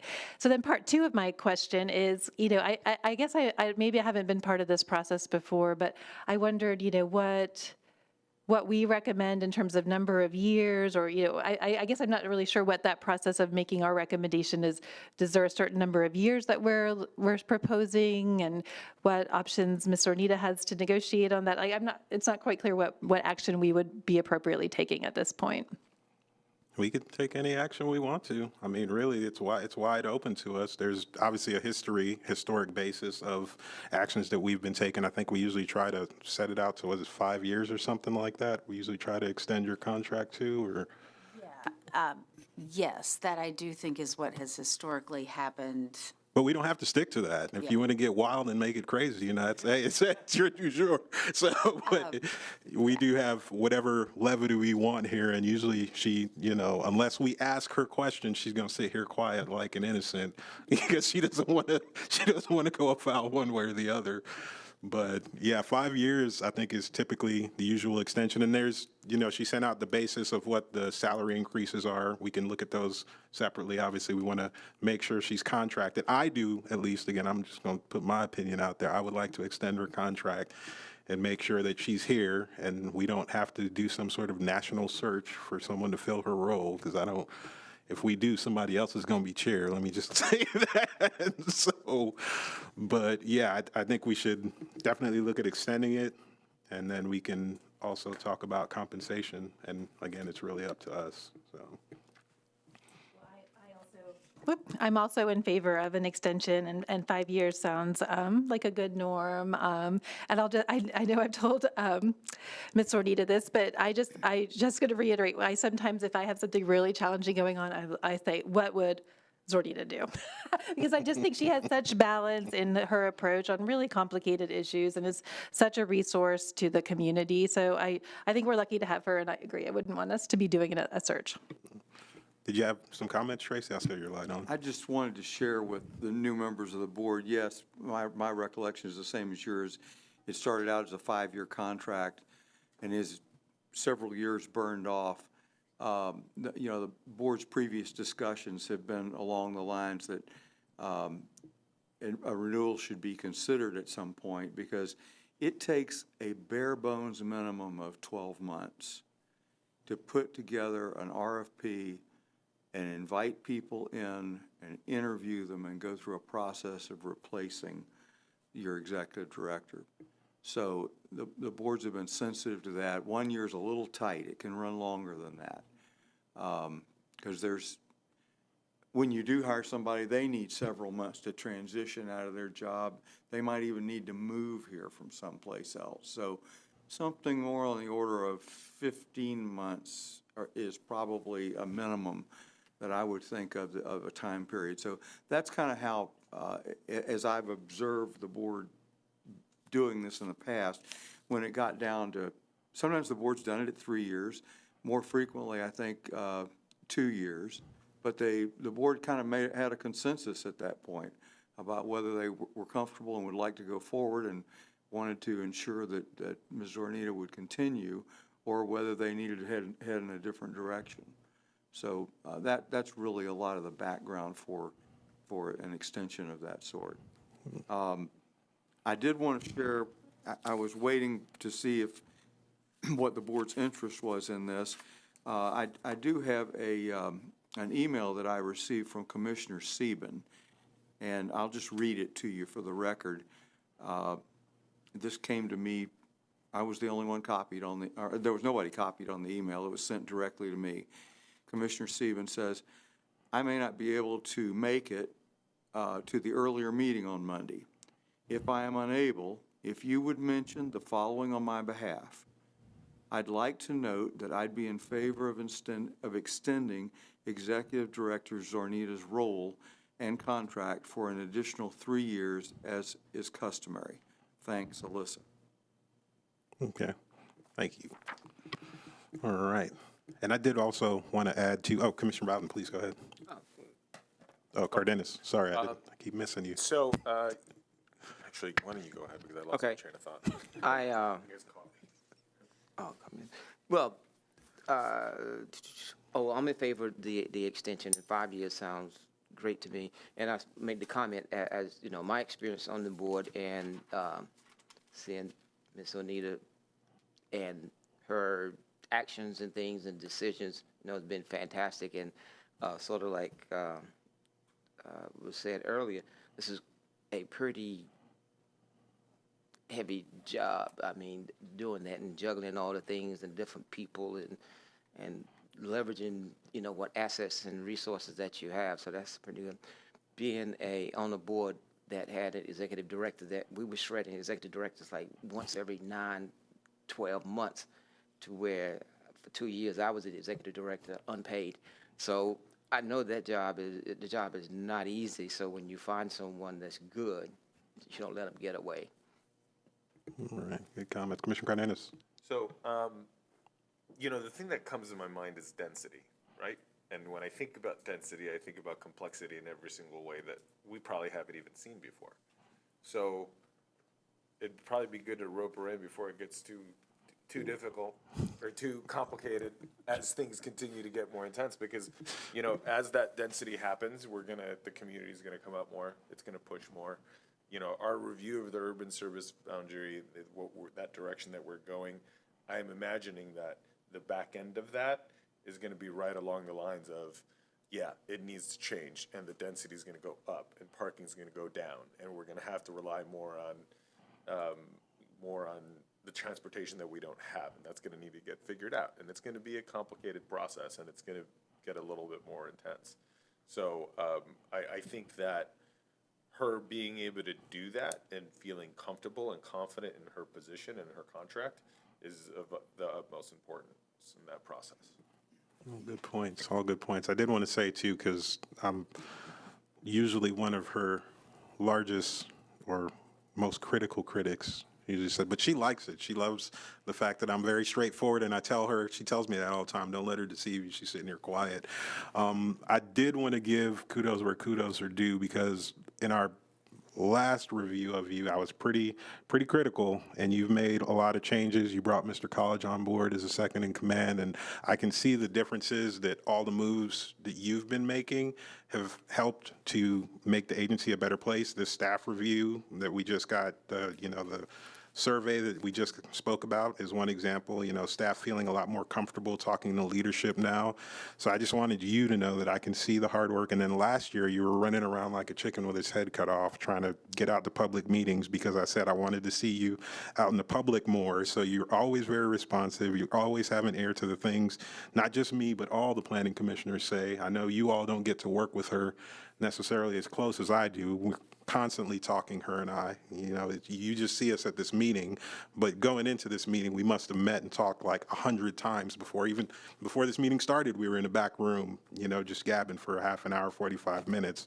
So we're very close, and I can see the hard work you put in, and then the fruits of that hard work that most people can't see. So I wanted to thank you, and I also wanted to thank Mr. College, because the presentations we get at the dais have also improved because of the changes and the focuses they've made. There was a time when staff would come before us and things were a little skittish, and, you know, mistakes were being made, and we haven't seen that nearly as much over the past year, and I would assume it's going to be even better going forward. So I definitely wanted to give you both your kudos on that and say keep up the good work there.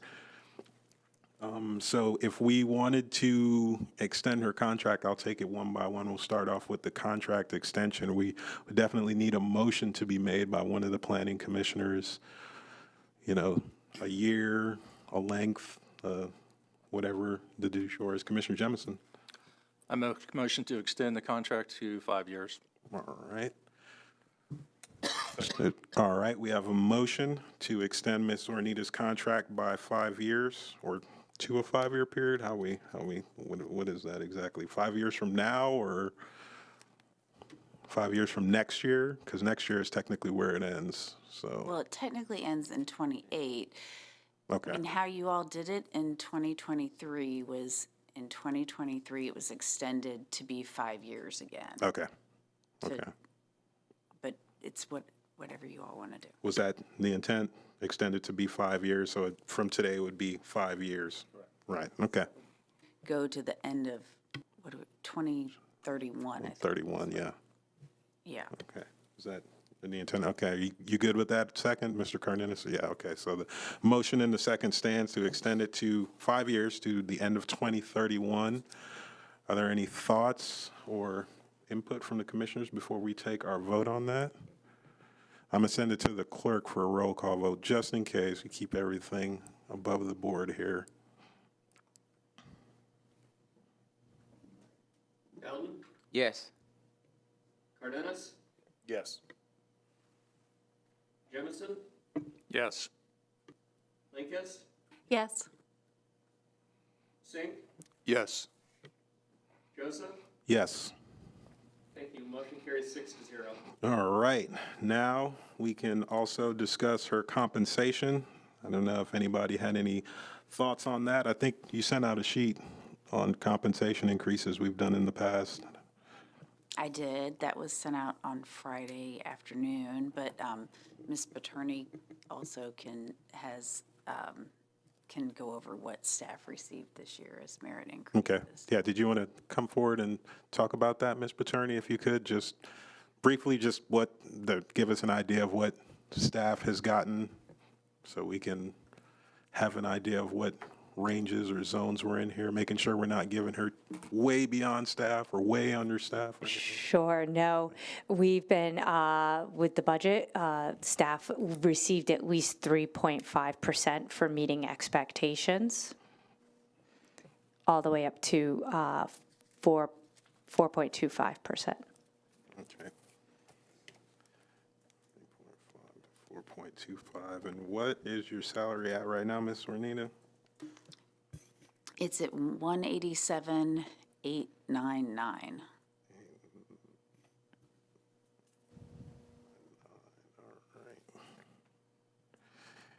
And what was, you'll forgive me, what was the increases we've done over the past couple years? I know one year we didn't give you one. Right. Well, last year it was a 6% increase. The year before that, it was a lump sum cost of living increase of $9,000. And the year prior to that, it was a 4.25, which I think the 2 years prior to that were 4.25. Okay. I think more in line with staff. Okay. Yeah. Yeah, you've been here a long time. It was 2021 that had no increase. Too long. Too long. But that was because all of the staff got no increase. I do like to be treated Comparable to staff. staff, yes. Yeah, I think that 6% was actually, what was that 6%? Was that because of inflation or something like that? Yes, if my recollection was that Commissioner Sieben made that suggestion, yes, to cover cost of living. Yes, I believe it's because you may not have received the cost of living that staff did, so that included what was in line with staff plus the cost of living. Okay. All right, well, we'll entertain any conversation or discussion on compensation increase. Commissioner Sink, yeah. I guess I got a question of, In the public sector, does anyone have an idea of what someone with Ms. Zornita's experience would pull in the market? And then on the private side, I know that the city and other agencies have seen a huge number of really good talent go out to the private side in recent years, and I know compensation has been a big part of that. So from a HR specialization or anybody in this room that might even know what that looked like from public and what it looks like on private side? Sure. From private side, I think Ms. Zornita would at the very least, be commanding $200,000 out in private sector, and that's at the very least for someone of her tenure. And then also with our size of staff, we have 55 plus. So, and that's, again, at the very least. Then also within public sector, we do try to look at staff directors and division directors who are in a comparable position, because obviously we can't always do apples to apples here because of, again, staff size, et cetera. So I would definitely recommend an increase of at least the highest that we gave our staff. And then a follow-up question to that is, and Ms. Ornine might actually be able to do that, the cost of loss of staff because of bad leadership is huge, because your numbers can be 10 people leaving in a year, 15 people leaving a year, and recruitment is expensive. In the last year, could someone give me an indication of how many people left and how many new hires were brought in? Basically, what is the level of green employees that the agency, of that 55, how many of those would be considered green or in a development plan, because they're extremely high maintenance to maintain people going through that learning process? So, Megan, we've had a number of retirements, right. But I think we had 2 leave. Sure. So outside of the retirements, we've probably had, I would say, and I feel like there's a second person that I'm just not thinking. that was outside of retirement? Yeah. Sure. Maybe it was just 1 last year. Yeah. I think so, yeah, it's mostly been retirements, which luckily we can anticipate. But of course, that is still a cost, but that is not a reflection of leadership. And for what it's worth, I do believe the person who left went to the private sector. That is correct. She went to be a planner with a law firm. So just to clarify, so with retirees and the person or persons that left, how many people are considered being green or in a growth module of their career? Like, I don't want to say baby planners, but like, what is that? No, we do have a fairly large, that 0 to 2 range of tenure is about how many people? If I have to go off the top of my head, at least 10 in the 0 to 2. Yeah, because I would say that has been the biggest thing, is that we've had a large number of retirements in recent years. And so we have been, and we try to backfill with lower level, entry level staff to the degree possible to maximize our budget, and to some degree, if we're able to take 1 position and make it into 2, that sort of thing. So yes, we have a large group of newer tenured staff. But I would say we do a pretty good job of hiring, and we've hired a lot of quick studies. And then one more follow-up to that is, I know, right? How many positions are currently open to be filled in the organization? Just 1. Okay. Just 1, yes. All right. Any other questions or thoughts on the compensations? I've done some figuring here. At 4% increase, we're talking about $7,500. 4.5%, we're talking about $8,455. 5%, we're talking about $9,300. 5.5, we're talking about $10,300. 6%, we're talking about $11,000. Does it have to be percentage based, or can it be just a number? It can be a number. It can be percentage based. It can be anything we want it to be. It's our world. And she's living in it. Are we looking for motions? It will take a motion when the time comes. If anybody has any thoughts or any other comments they wanted to put there, if anybody wanted to throw out a motion, they could. I've got one more question. All right. If Ms. Ornita's position went out for being open, what is the cost associated with finding somebody new, either headhunting, acquisitions, all that stuff? What does that cost? Sure. So that really depends. So for instance, if it's obviously a cost savings if you were to use me, but still that is my time that then I have to prioritize. But if we went out, it would cost quite a bit of money for an outside firm because you have to think then they have to learn the organization. We have to incur travel costs. So it's in the thousands if we went out with a headhunter or a consulting firm. And now, again, if you use me, there would be a cost savings, but that is still technically my time. And as we've said, time for training, time for transition.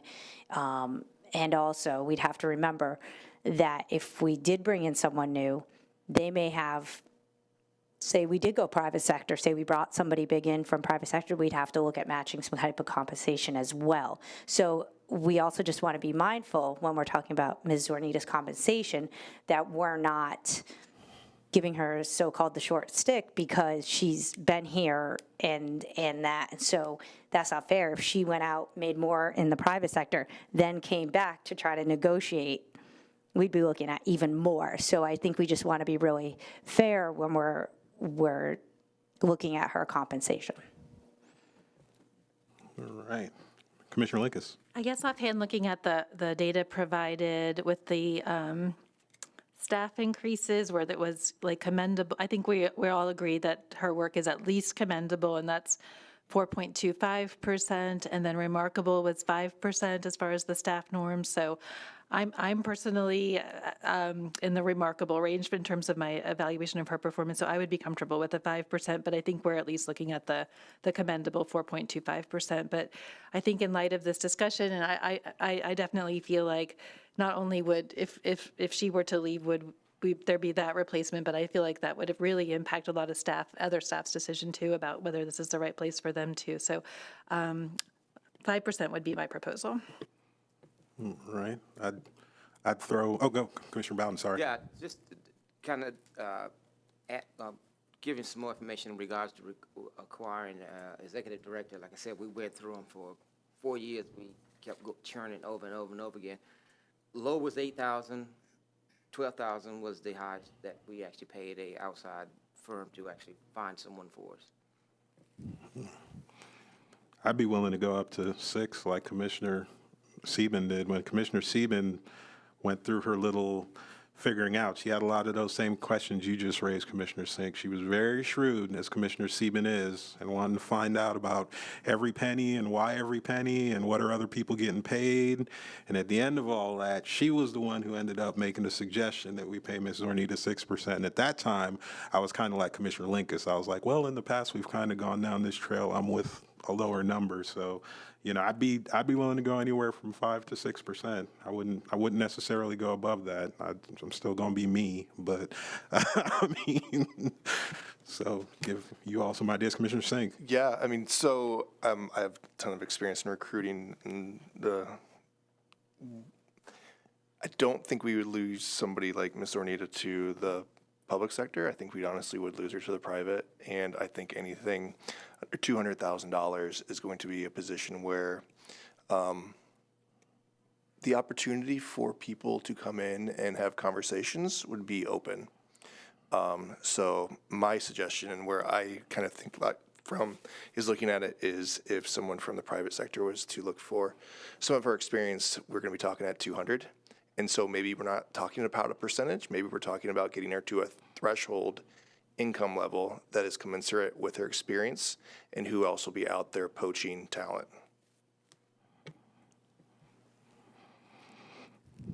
All right.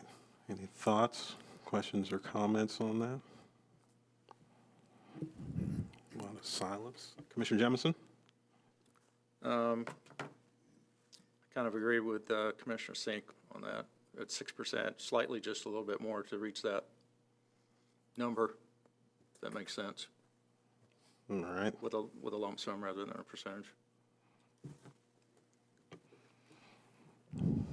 Any other thoughts from the Commissioner Sink? I guess the other way that I've always thought about this too is a percentage plus a bonus or a lump sum can also be helpful in situations too, because I know that budgets can change depending on revenue, and we can't stretch our resources for the taxpayers. So sometimes going with an increase with a bonus amount can be giving flexibility down the road. I know in private sector we did this a lot, and so maybe that'd be another approach that we could take to get over the threshold for this year, and then next year have the same conversation and see where it lands. Right. Ms. Renita. I don't like to weigh in the middle of this because it's very awkward for me.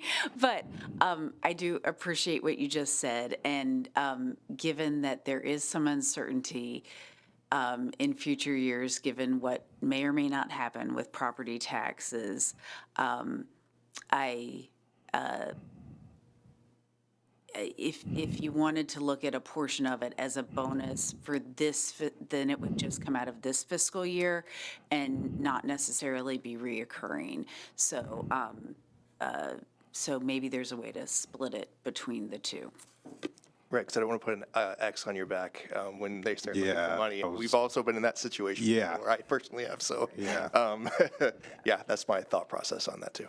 I was gonna pine that I hear you all, but you're not gonna get me to budge above that 6%. Like I know you all just come to these meetings and cast your votes and leave, but I know what goes on behind the scenes. These are very precarious times we're living in. So to lock ourselves into 200K, I mean, I think she's well worth it. I think she deserves it, but until she's in my ear that's what she wants, which she hasn't necessarily been, and I mean, I guess I'll put that question out there, Ms. Tornita. What do you want? I'm gonna put you on the spot because we've all been going back and forth about this and that and opining this and that. What do you think would be fair to you?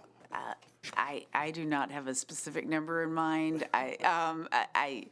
As I told you, I certainly was interested in having the contract extended. There's work that we're in the midst of that I would like to see finished, and that's very important to me.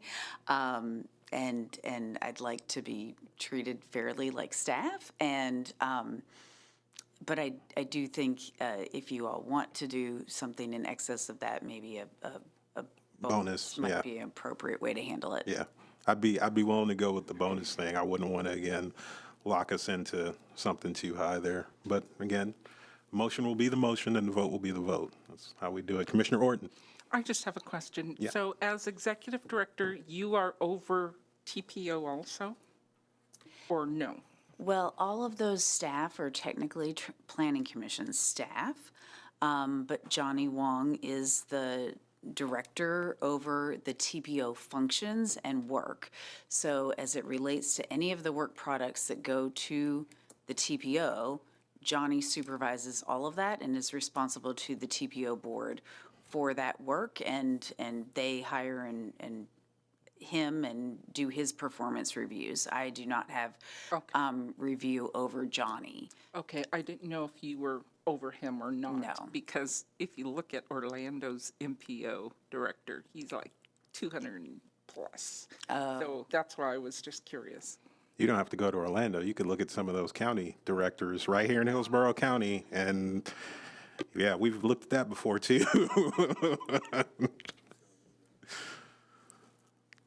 All right. Any other thoughts or questions, or anybody? Commissioner Sink, I see you moving, calculating. If I'm playing the math right, if we did a 4.25% increase with a $5,000 bonus, that would put her just slightly over 200. Okay. My math is right. Someone please check it. 4.25 with 5. Are you sure? You might be. I don't know. Am I? We'll check the math.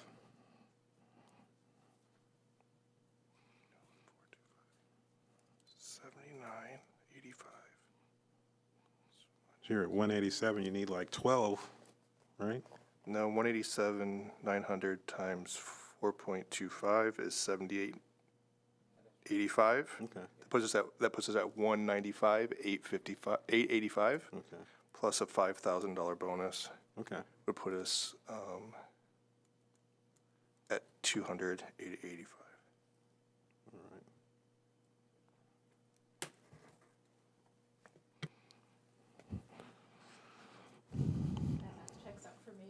All right. Okay.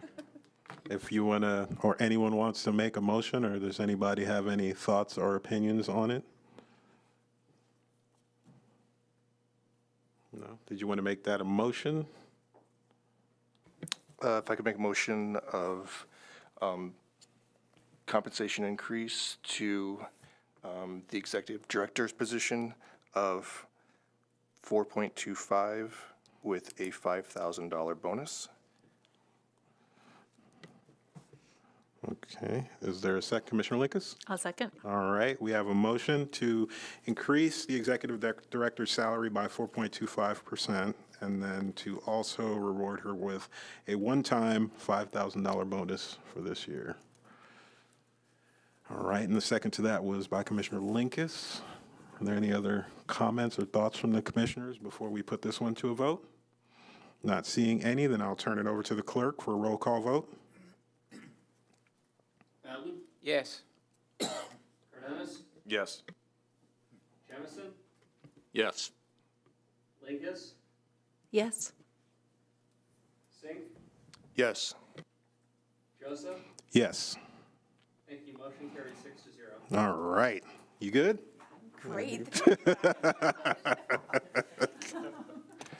All right, our next agenda item is item number 6, Executive Director's Report, and the presenter is Melissa Zornita. Well, thank you so much. Melissa Zornita, Executive Director, and I'm very honored by the trust you put in me by extending my contract. That really means a lot to me that you have that kind of confidence in my leadership. I really love this job. I love the team of people I get to work with. I really enjoy working with all of you. We've got a great board. So I look forward to what's ahead. But a recap of what's been going on, because there's been a lot going on in the last month. We've been continuing our work with Temple Terrace on their visioning. Had a couple of an in-person meeting and a virtual meeting, but also the team has been going out and meeting with lots of community groups, and that survey continues to be live, so feel free to share that if you have ideas about places where we should be in Temple Terrace. To share that survey, please let us know. We've had a number of meetings with county administration and with DOT coordinating on one of the plan amendments that you'll be hearing about tonight, the Fort Hammer Road interchange, just making sure that we were all coordinated and had all our ducks in a row on that. We've had a number of meetings on the Riverview Community Plan update. There was a technical advisory committee meeting this month, as well as a meeting we had with Thea specifically on the coordination on that. Their US 301 study of the extension of the Selman Crosstown Expressway down to Big Bend Road and possibly beyond is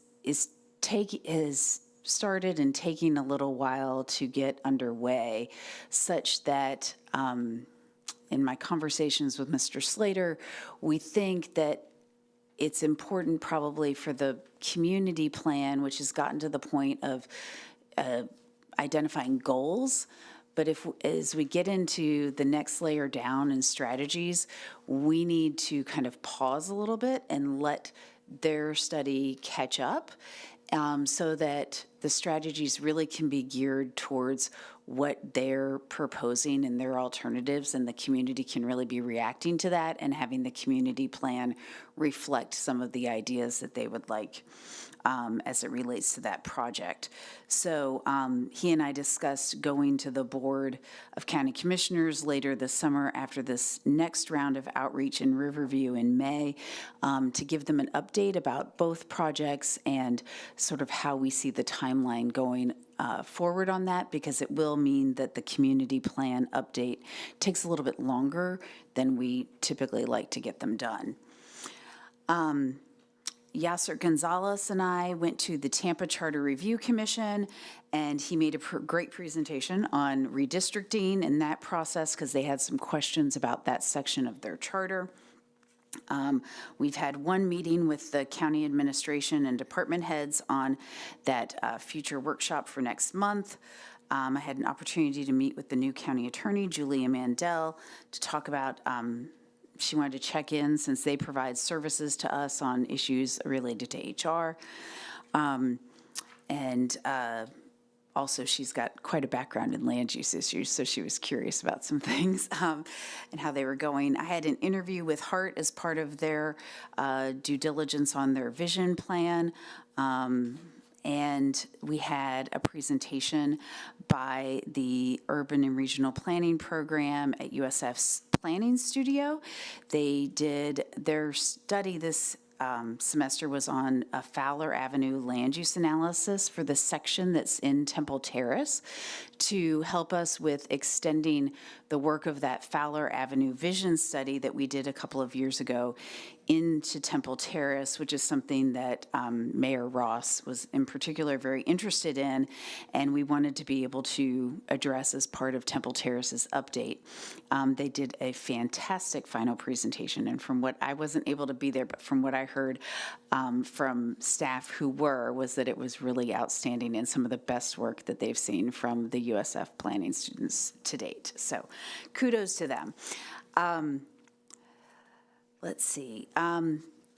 One of the big things that has happened since the last meeting is that, and I sent this out in an email, but I wanted to take a moment to mention it, is that some sections of the Tampa Comprehensive Plan update were sent back to us from the Department of Commerce with the identification of some policies as more restrictive or burdensome under Senate Bill 180. And so they were in two different batches. One was the future land use and the coastal management, which went up with housing, and they were at the transmittal stage of review. And in the future land use section, they identified 4 policies out of all of the pages of policies they identified as more restrictive and burdensome. In the coastal, they identified, hold on, I've mixed up my pages here. They also identified 4 policies. So in our meeting with DOC, what they indicated, because under the statute it says that those amendments are supposed to be null and void. That's what their letter said. We, of course, disagree that these policies are more restrictive or burdensome. In fact, some of them are adopted in the plan today. When we met with DOC the day after the letter came out, they said there is a path for us to reconsider what we've issued.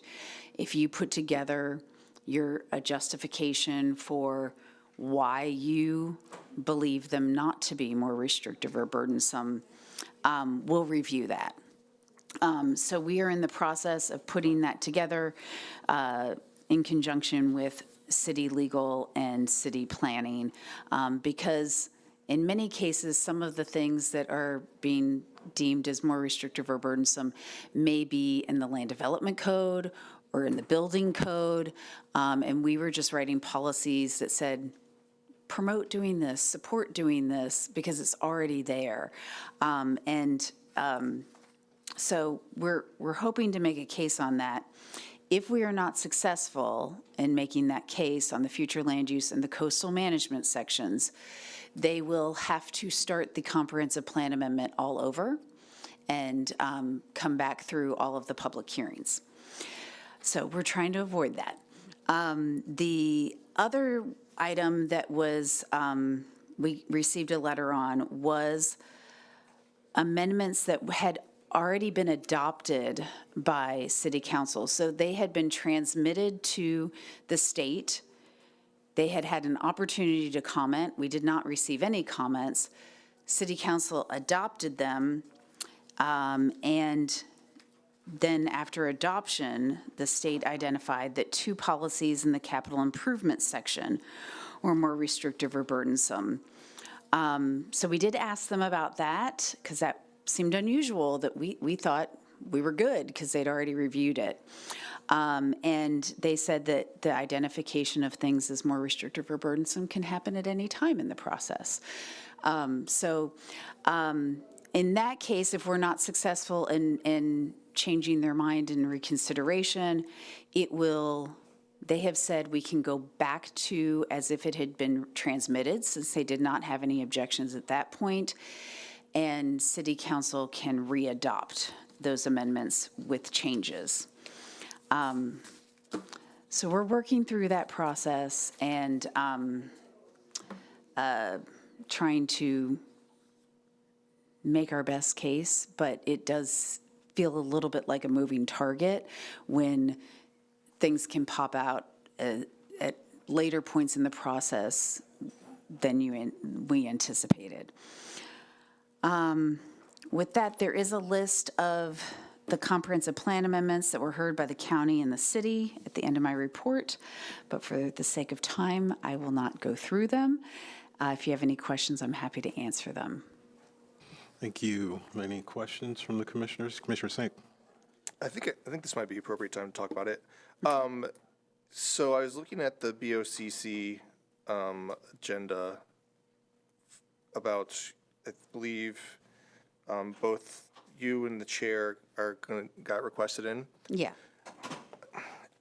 Okay, so I might be reading the form wrong, but it says action by BOCC is marked off, but I don't actually see an action of, like, normally in TPO, they're like, the action item is this, we are requesting XYZ.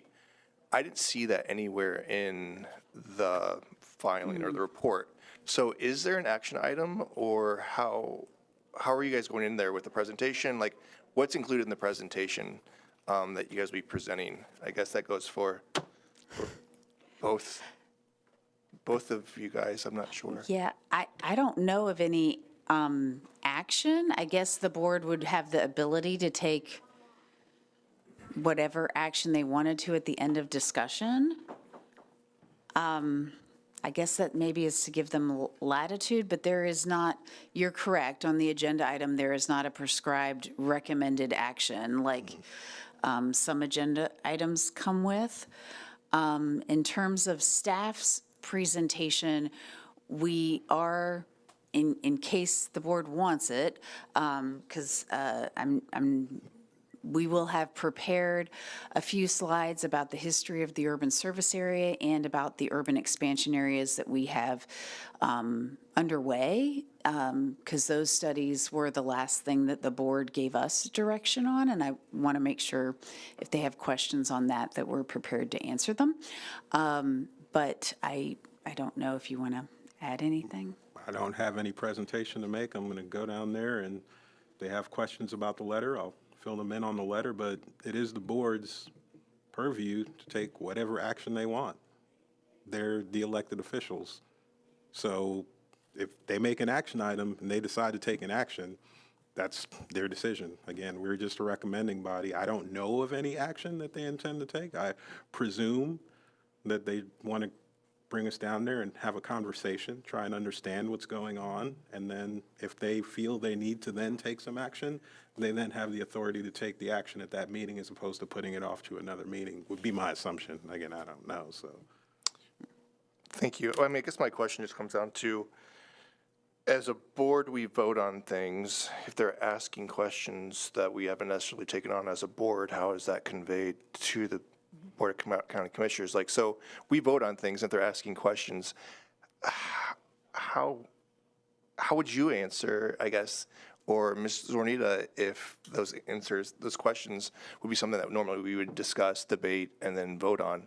I guess is my only question, if we don't have an action item or a request for them to do something, I guess. I mean, from my perspective, if it's not, well, one, I wasn't necessarily planning to speak to the substance of the letter since Chair Joseph was going to be there.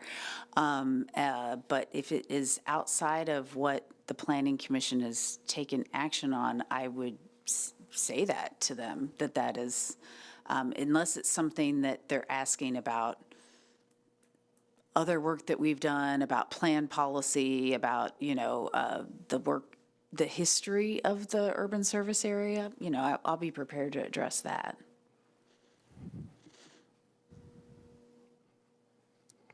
Yeah, Commissioner Linkus. I don't want to change the subject if you have anything more on that. I guess I was just curious, just some of the conversations I've had in the last week about the City of Tampa piece. I tend to be in planning circles, but I hear so much from the development community, frustration with local planning processes and interest in finding ways to create more density, to create more housing and affordability. And to me, this was such a fantastic effort to create more flexibility, and so much time spent in the community, so much work. And I guess I just curious what pathways for sort of advocacy at the state level there might be, because I think this is an important place where that highlights very specifically the interests of a lot of folks coming together and having a really good product. So I don't know if our local state representatives are in any way being informed about this, but it just strikes me as a moment where, I think this is an important case in point where the state policies are working against what I think people are frustrated with local government. Yeah, I do think the Tampa plan was maybe unique to what they constructed the law for, because we created a lot of incentives and flexibility, and the challenging part about restrictive and burdensome is it truly is in the eye of the beholder. I can see that in how they're reading, or in this case, FDOT read some of these policies, and I never would have read them the way that they're reading them. And so hopefully us clarifying the intent and how they work will address it.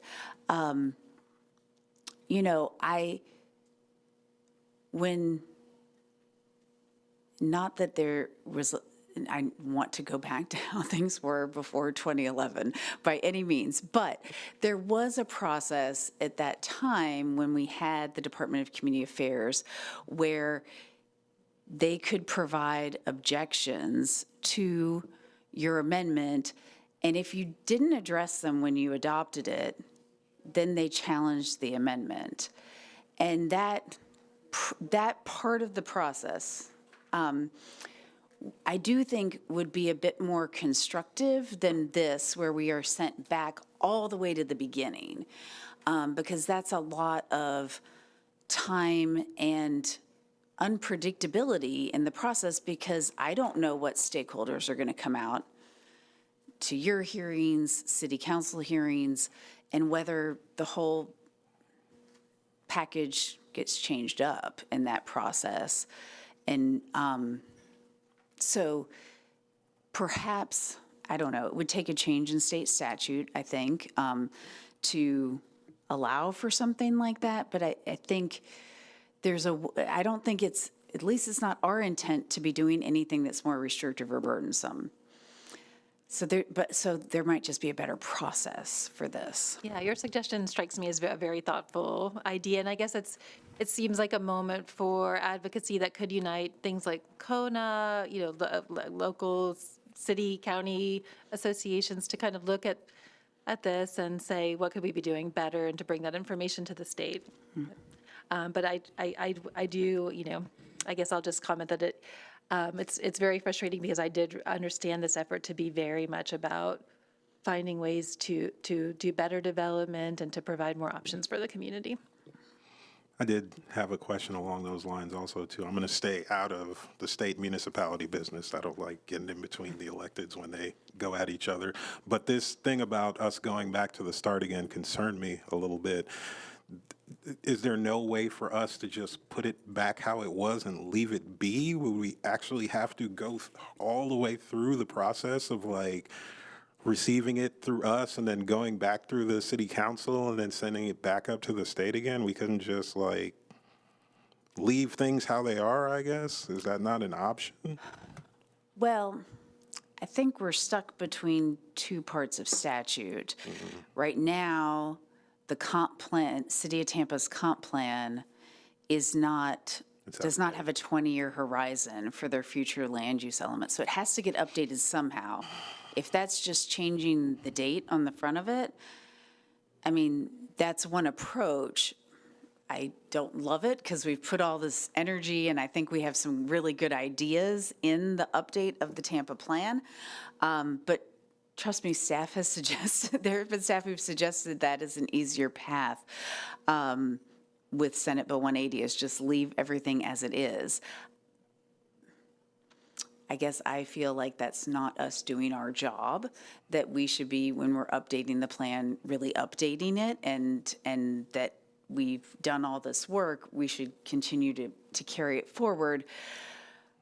But I think that's something, if we are deemed null and void, that we will have to evaluate with city legal, and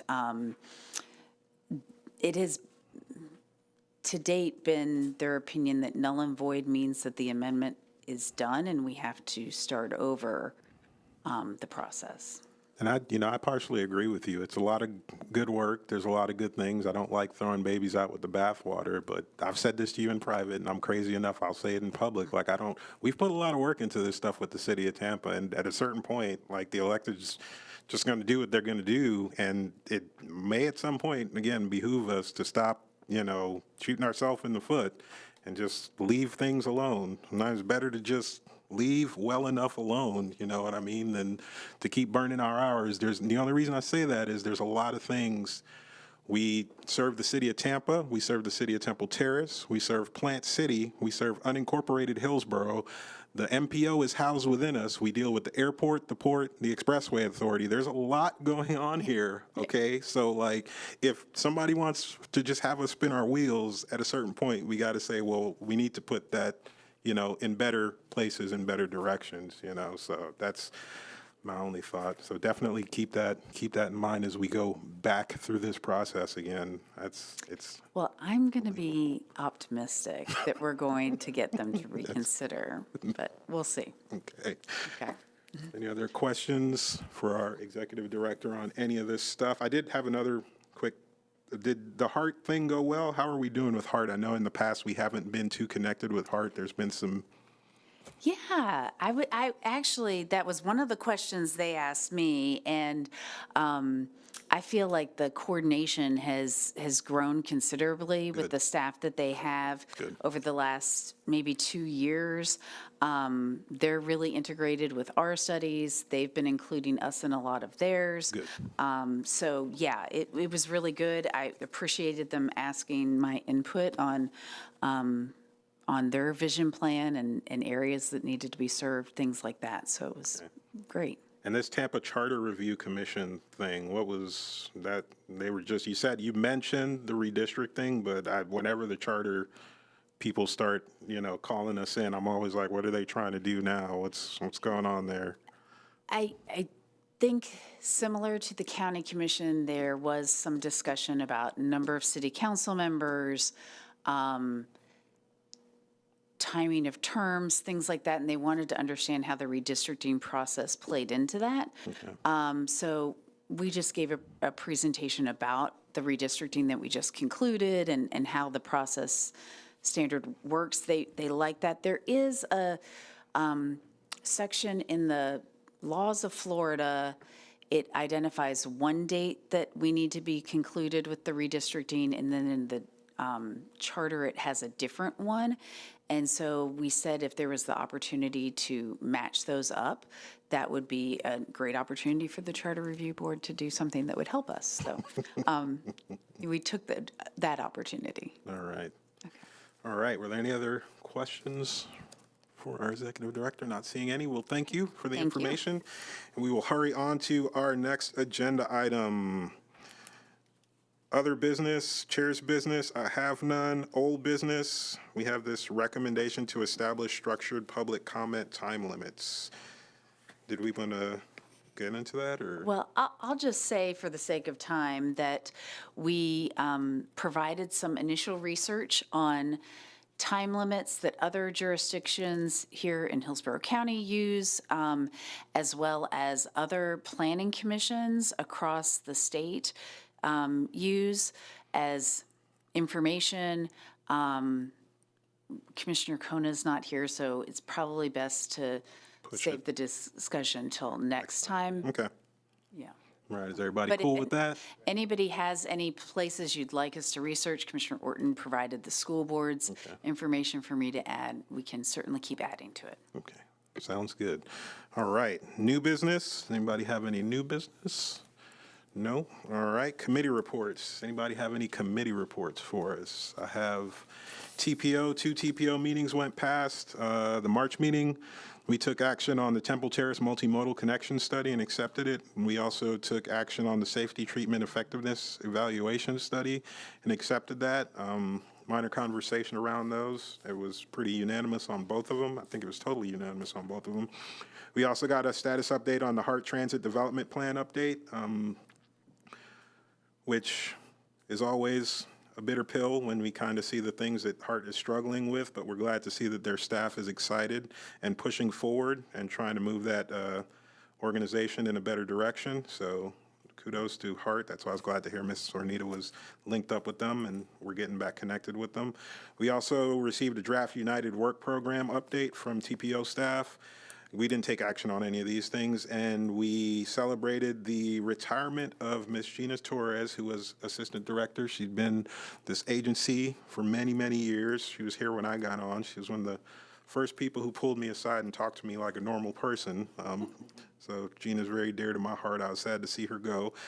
And we celebrated at the same time the reclassification of Sarah Caper to new assistant director. Sarah's a very sharp young lady. She's also, if you ever see her around in the hallways, feel free to stop and twist her ear. Very knowledgeable, very competent. So I was happy to see her elevated up to Dr. Wong's second in command. Look for good things, continued good things out of the TPO. That was the March 11th meeting, and then last week we had the April 8th meeting of the TPO, so we've had 2 TPO meetings since our last meeting. We took action at the April 8th meeting on deobligation and unified planning work program amendments. We took action on a TIP amendment to add lighting on, sorry, I have to say Adamo, yeah. I'm from Tampa, so we call it Adamo, not Adamo. But and then we also took action on the Barris Avenue multimodal safety study, all right? So they're putting safety treatments along Barris, basically from Buchanan High School all the way over to the other side of the 275 by the train tracks down there headed towards Bruce B. Downs. So we looked at some treatments, some suggestions of treatments for making that area a bit safer. We also took action on the certification of the Metropolitan Transportation Planning process that the MPO uses, and there were many kudos given to the MPO by the secretary, the district secretary. I believe the quote he used was that our MPO in Hillsborough County is now the gold standard for this district, so all other members of this district should be looking at our MPO for how to do things, which is very big pat on the back to Dr. Wong and the hard work he's done since becoming executive director of the MPO. It wasn't too long ago where FDOT did not feel that way about our MPO, so the board members were very happy to hear that and spoke about that and the good work Dr. Wong has been doing with the MPO and all the MPO staff, so hats off to them. We also looked at status and priorities for the various areas, Tampa, Temple Terrace, Plant City, and Hillsborough County, where it comes to transportation. And we had their department leaders come and talk to us about the things that we should be keeping on our radars because there are things that they have on their radars when it comes to transportation and development in the various municipalities and authorities having jurisdiction within Hillsborough County. And that was the past 2 meetings at the TPO board. Does anybody have any questions for me on that? Want to grill me in any sort of way, any of you? No? All right, I'll put it out there one more time for any other committee reports. Anybody has any? No? Not seeing any at this time. Then that looks like our last business item, and we are running way behind. What time is it? 5:33. So what do we want to come back at, like 6 o'clock for the public hearing? We're going to have to eat really fast or grab your coffee really fast. So we're going to come back at 6 p.m. and do our public hearing for Hillsborough County. And at 5:34 p.m., this regular meeting is adjourned.